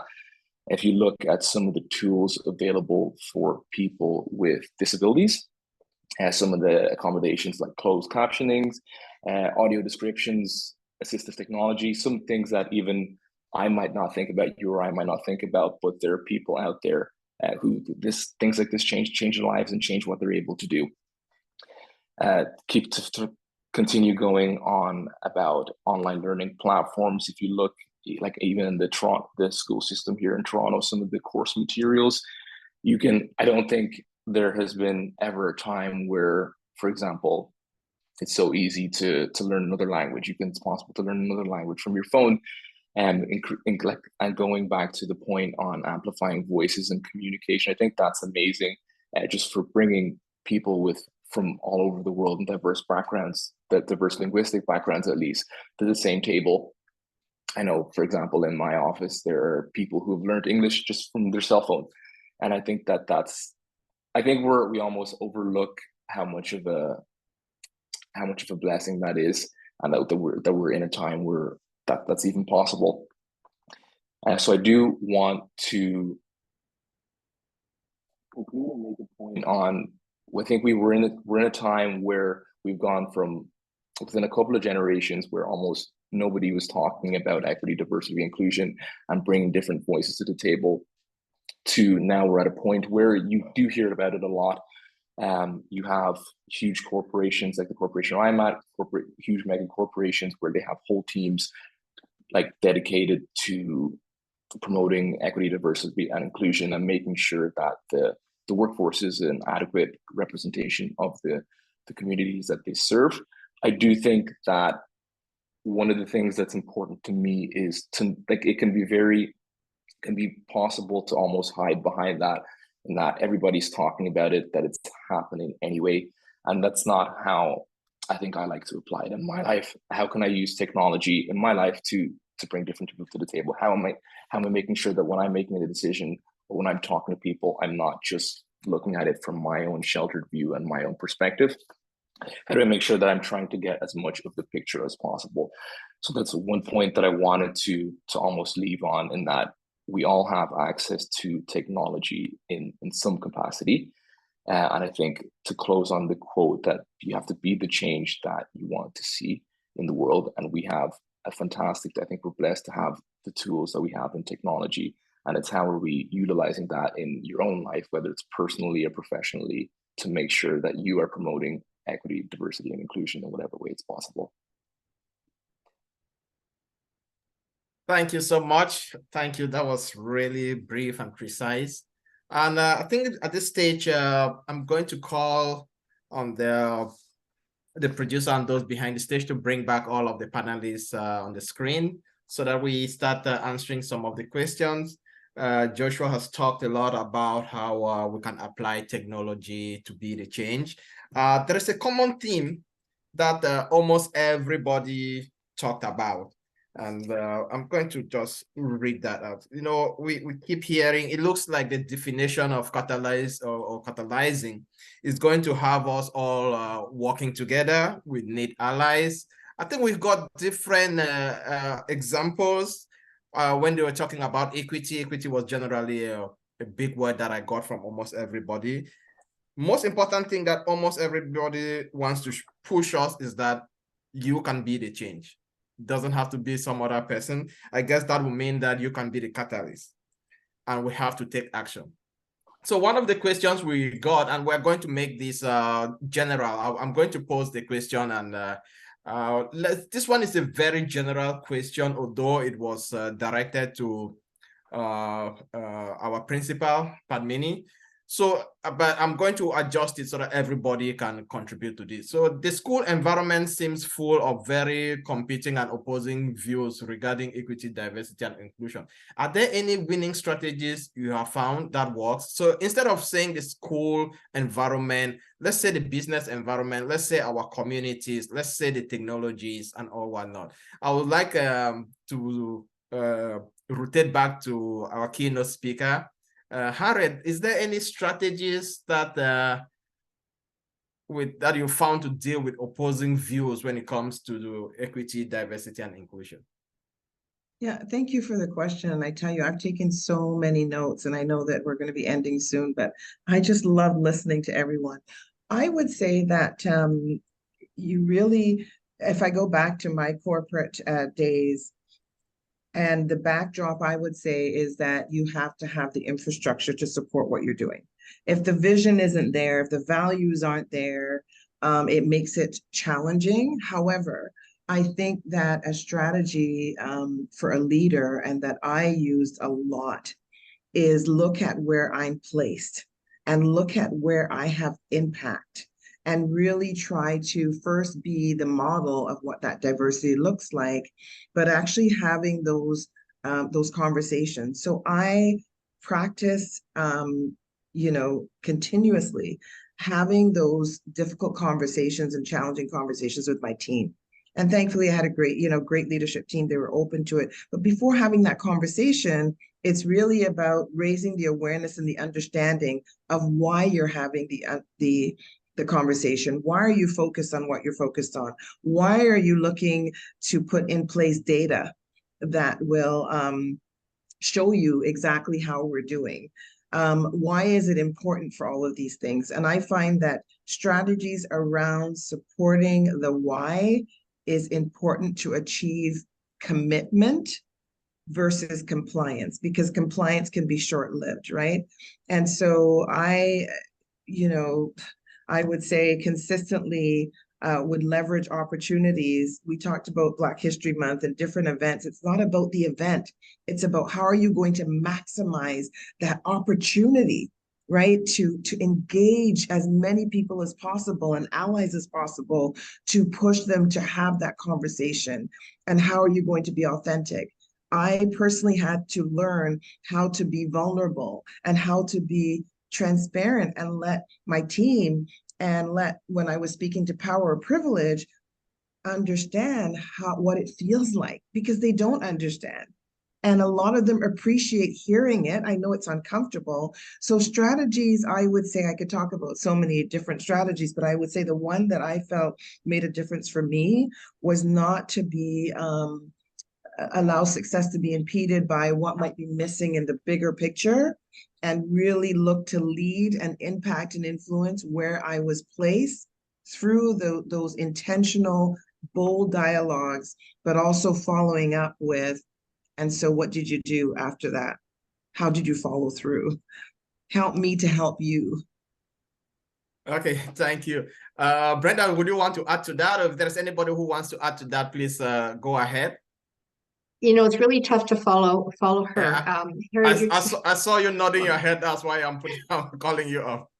You know, I think it's really important that we acknowledge that we all have so many differences, but we all, I think, want the same thing. And we need to check in with each other more. And I look at policies and during the years that I was involved in government and as a mayor, how policymakers and leaders need to reflect on what do we want to see changed. But are we asking the right questions? Are we involving the right people? Are we living within a bubble and not talking to our stakeholders and engaging people who seldom get a voice? So we have a lot of change and catalyzing and change in the power of inclusion. These are all such strong words. And people like us get it. And the people who need to hear more about it should be on this, should be listening to us and trying to make those changes. So thank you all for this. You make me feel like, yeah, we can get things done. And there are people like all of us working together in pockets of power. And thank you for that. Thank you for today. It's been really a powerful day. And thank you, Harriet. You're my new idol. My gosh. And I'd like to add a few Go points. ahead. So speaking about the school system and looking for every opportunity to ensure that school communities are actively engaged in the process of education and in the process of understanding and supporting their children.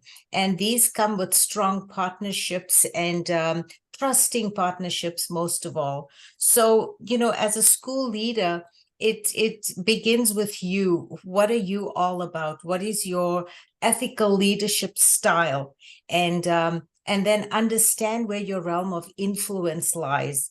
And, within the school system, we teach and foster environments that are identity affirming and framed by principles of anti-oppression and human rights.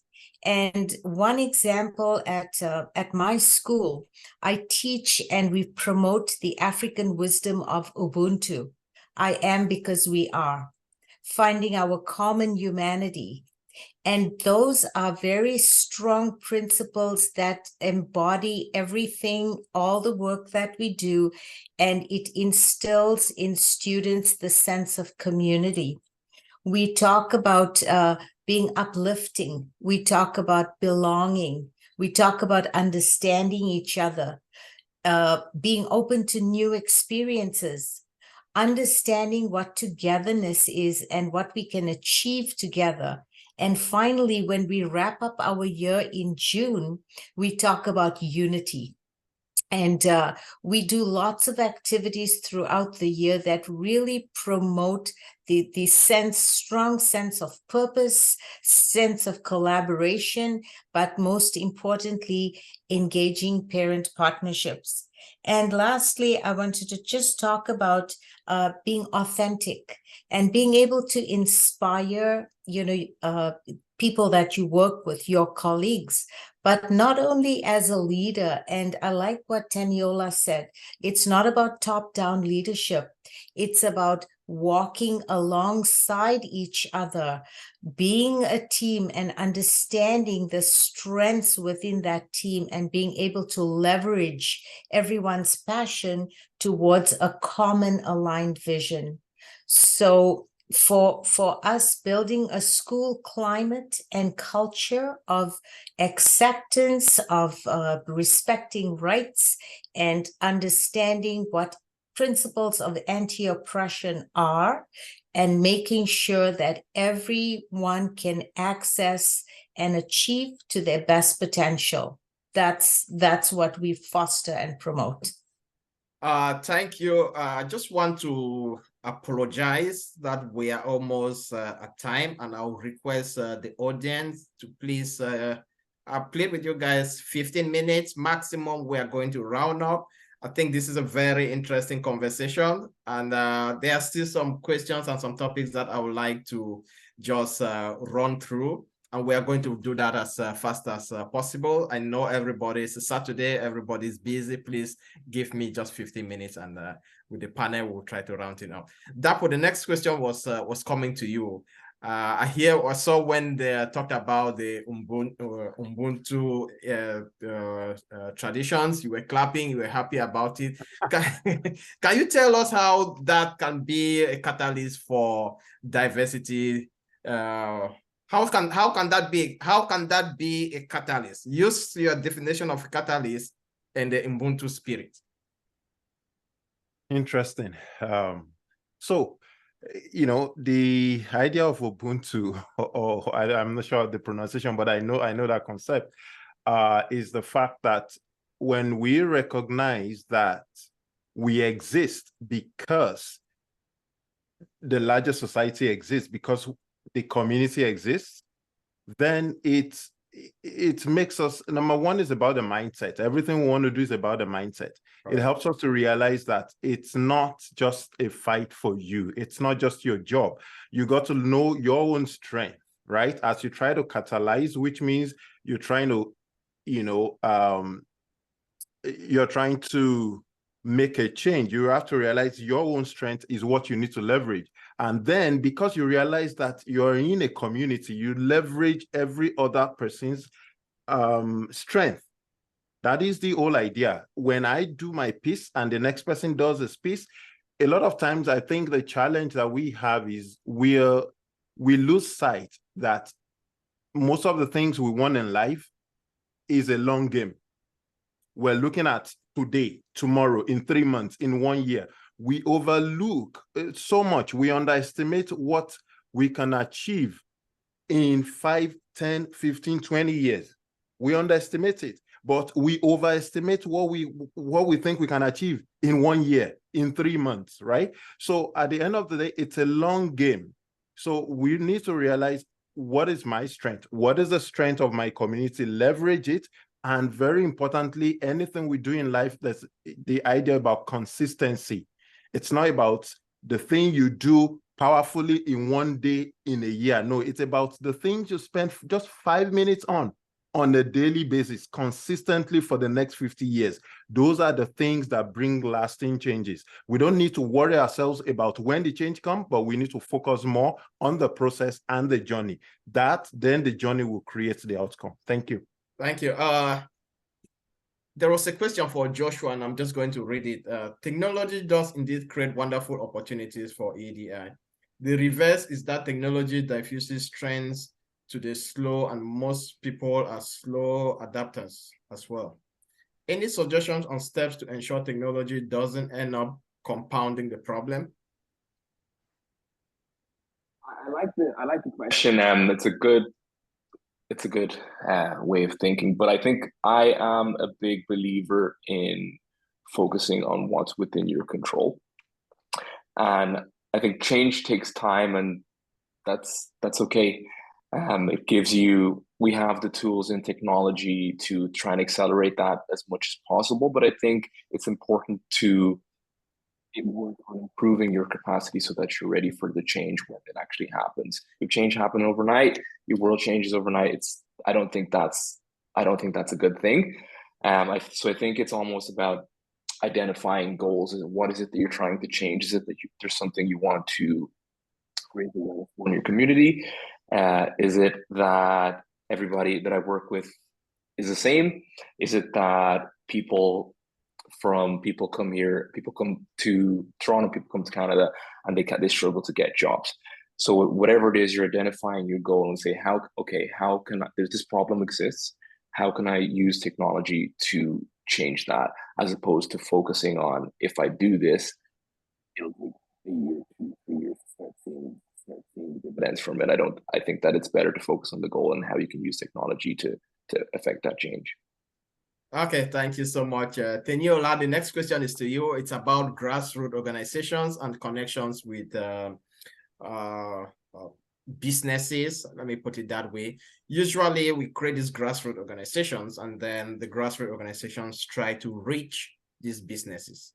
Is there a way that you think it should be the other way around, where these businesses instead come down to the grassroots organizations? You talked a lot about CNP and what it has achieved, but we all know that getting funding for CNP can really do a lot if organizations were to come down to CNP and say, this is what we want to do, can you help us?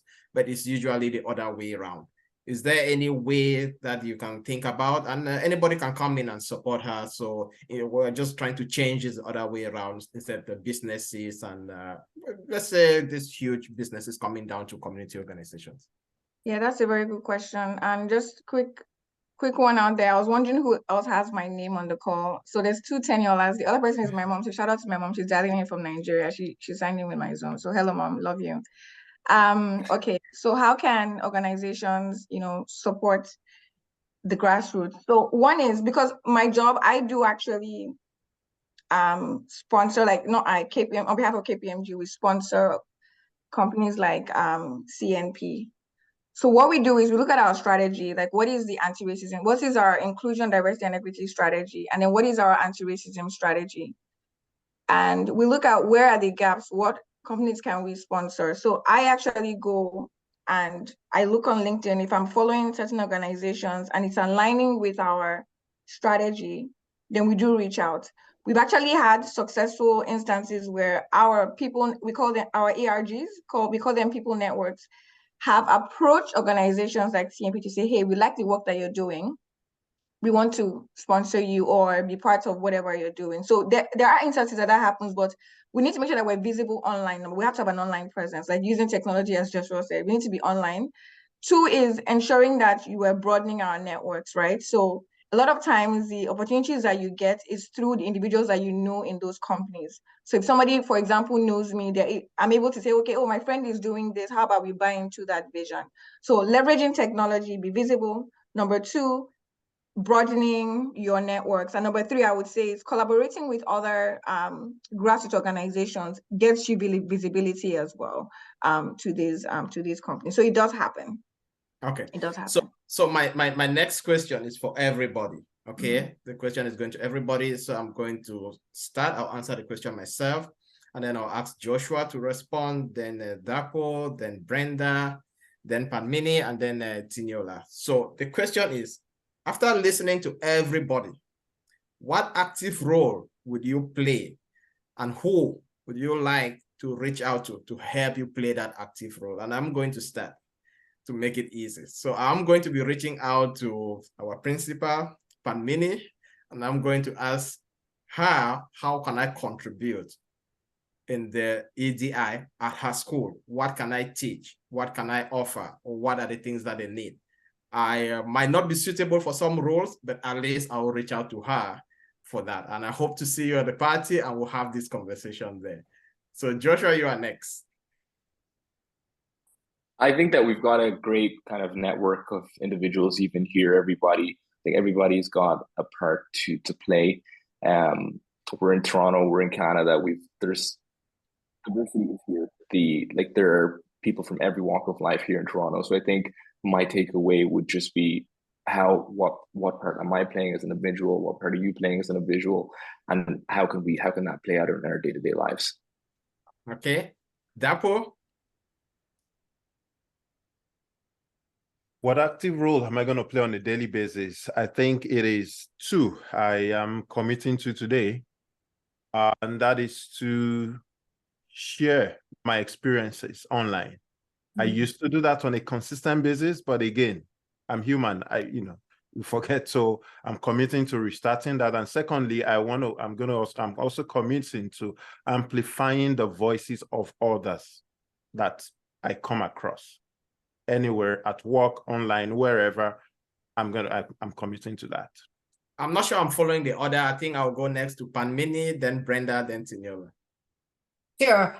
I think for my role and my next actions, I really enjoyed listening to all of the panelists, and you come from such diverse backgrounds with such a wealth of skills that as a school leader, I will absolutely reach out to all of you, Joshua, Teniola, Brenda, Dapo and Ifwanga. Everyone has such a wealth of expertise to share with us. And when I talked about knowledge mobilization and I talked about innovation, this is where it's at. It's bringing those voices and centering it in education so that students can learn and grow and they can see the diverse perspectives and diverse strengths. So I'm going to start with Dapo because I'm very interested in his book, and I will definitely reach out to all of you. Joshua, I was intrigued because technology is a huge part of what we integrate as learning tools in school. So thank you, everyone. I really appreciated being part of this discussion, and I've learned so much from all of you. Okay. Brenda is your turn. Yeah, thank you. Wonderful discussion, everyone. So one of the most important things to me is the position I have right now as the district governor of our Rotary clubs within the area of Southwestern Ontario. So we have over 1,400 members and we have over 50 clubs, and we're really strongly working with youth to engage youth at various ages to be a part of Rotary. But Rotary strongly encourages DEI. Rotary makes sure that we're watching within our communities, within our networks, with the people that we know that DEI is a major focus for all of us. So I will continue to work within our committees. We have a DEI committee, we have mental health task force. We're working with people who are experiencing homelessness and so many issues. So I will commit, and especially with Lady Abba and her leadership, to push our Rotary values stronger and stronger within our networks. Tenny. Hey, Tenny mom. Hi. Say hi to everybody in Nigeria. Thank you, Mariam. Thank you. Thank you. So definitely, I had messaged Padmini on the side saying that my mom would love to learn more about the school system. She owns her school in Nigeria, but she'll be back here. Definitely would love to give back to the children, because I think when we think of equity and diversity, it starts from the young age. A lot of what we know right now was ingrained in us from when we were younger. And I know, Brenda, you had mentioned about your work with domestic abuse and sexual abuse. It is something that we don't really talk about in our community. So I would love to get on board with that if you accept me. Yeah. But I would definitely reach out to everybody, but yeah, those are two major things. Okay. Thank you all very much. Special thanks to Harriet, Padmini, Dapo, Tiniola, Brenda, and of course, Joshua. Thank everybody who've been part of this journey. As you've all heard, the journey continues. At the beginning, as said, after listening to everybody, we are going to all come to understand what is the meaning of catalyzing. I think at this stage, it depends on anybody who has listened, but there is something that you can do. The whole thing is now you have to increase the speed. You have to do it faster. Thank you very much. I'm going to call Dr. Morgan to take over from here. Dr. Morgan, I think our discussion has come to an end. The thing that everybody would like to know is what active role are you going to play after listening to this? And now that I have my lucky socks, I hope that you are going to call my name and I'm going to win that $50. Oh, yes. But let me first appreciate each and every one. It has been a fantastic engagement, contribution, discourse. I tell you, I'm better off than I came, and I'm sure every other person too are really benefited, from this discussion. It's really loaded. Again, I'll be honest with you. You can't have it better than this, even at the Harvard, when you have to discuss issues like this. And this is a matter that concerns every one of us, not just people of color, but everybody. And we can only make our world a better place when we are able to do our best from our, little space, little, skill, with little skill and all that we have. So I just want to say thank you so much, Efonge, for being a wonderful moderator. And the only way we can compensate you really is with the jollof rice, and you will hit a lot of that this evening. I promise you, as the MC of that event, if the the caterer will not give you enough, then we'll not pay them the balance. So you can take that from me. Please, as many of us have not tasted the jollof rice, I won't say Nigerian jollof or Canada, but jollof rice generally, just come over this evening. Thank you so much. And we appreciate Teniola's mom, who also has joined us to, to support Teniola. My mom is joining us maybe this evening to support me. I'm jealous. Anyway, I have a mother in the house, Brenda, and she will be there for me, our DG, to support us. Thank you so much. I believe the audience, enjoy themselves. Please, if you do, can you please drop POI 2023 in the chat room? Let's know you are there and let's know you've been part of this journey. Day one, awesome. We ignited the change. Day two was fantastic. It was inclusive leadership. And today we catalyze. And in the evening, we are going to dancialize. Okay, if there's anything like that, then let's get to it. That is awesome. Thank you, everyone. It's been a wonderful time. Lady Abba, do you have any word for us? Even as we wrap up this session, maybe we just want to hear your voice, catalyzing lady. Good afternoon. It's already 12:15. Thank you so much for giving us the extra 15 minutes, but I'll be remiss not to really add my voice to appreciate every one of you here. Thank you so very much. DG Brenda, it's really amazing having you join the panel. We learned a lot. My darling, beautiful Teniola, thank you so much. Joshua Okoli, it's important to add our young minds to whatever we're doing. These people are simply amazing, doing great things at their level and impacting their world. And of course, the geek in the house, that Bankole, is actually a geek. Thank you so much for your support. And my mommy, Padmini Pediachi. I know you're Rachel's mom, but you are my mommy too. Thank you so much. We truly appreciate you. I know that Madam Aretonio Dorkov, but special shout out to her for supporting in spite of all our busy schedule. The MC is my brother from another mother. So I appreciate you. I believe my sister from another mother. See, I got lots of sisters and brothers. And that's really the way it should be. Because when we see ourselves as sisters and brothers, it's easy for us to deal with each other with care and empathy. Thank you, Emmanuel Adebola.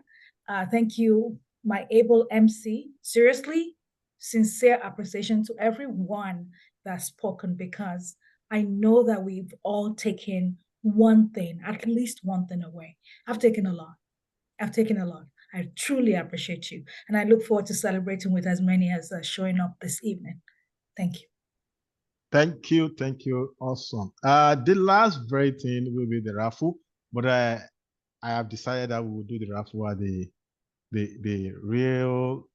the open event this evening. So don't worry, even if you're unable to make it there and you do win, we will reach out to you, because we have a lot of awards and a lot of things to give out. So I just want to make it very more awesome that the winner of the raffle will also be presented at the larger gathering. So please bear with us and let us celebrate you specially for joining us. I mean, if you've been part of day 1, day 2, and day 3, can you drop that in the chat room? Even if there's no raffle, I have something for you. And that is, you are going to get automatic ticket to the next edition 2024 dinner and award of POI. So drop your name if you've been part of day 1, day 2, and day 3. It's been an awesome journey. So we want to say thank you so much, everyone. Thank you for your contribution. We will come back again. We will invite you again, and we will still have this conversation. Keep it going. By the way, if you've taken picture or you have anything to share, please go to our platform, all the various social media platform, and drop something. And if you have missed any part of this event, please, we have the YouTube, and it will be dropped. The 3rd edition, the 3rd edition will be dropped very soon. Please go back again and watch this and get yourself more, imparted, and then that will be awesome. Thank you, everyone. At this time, I want to say thank you. Namaste, Mubariko.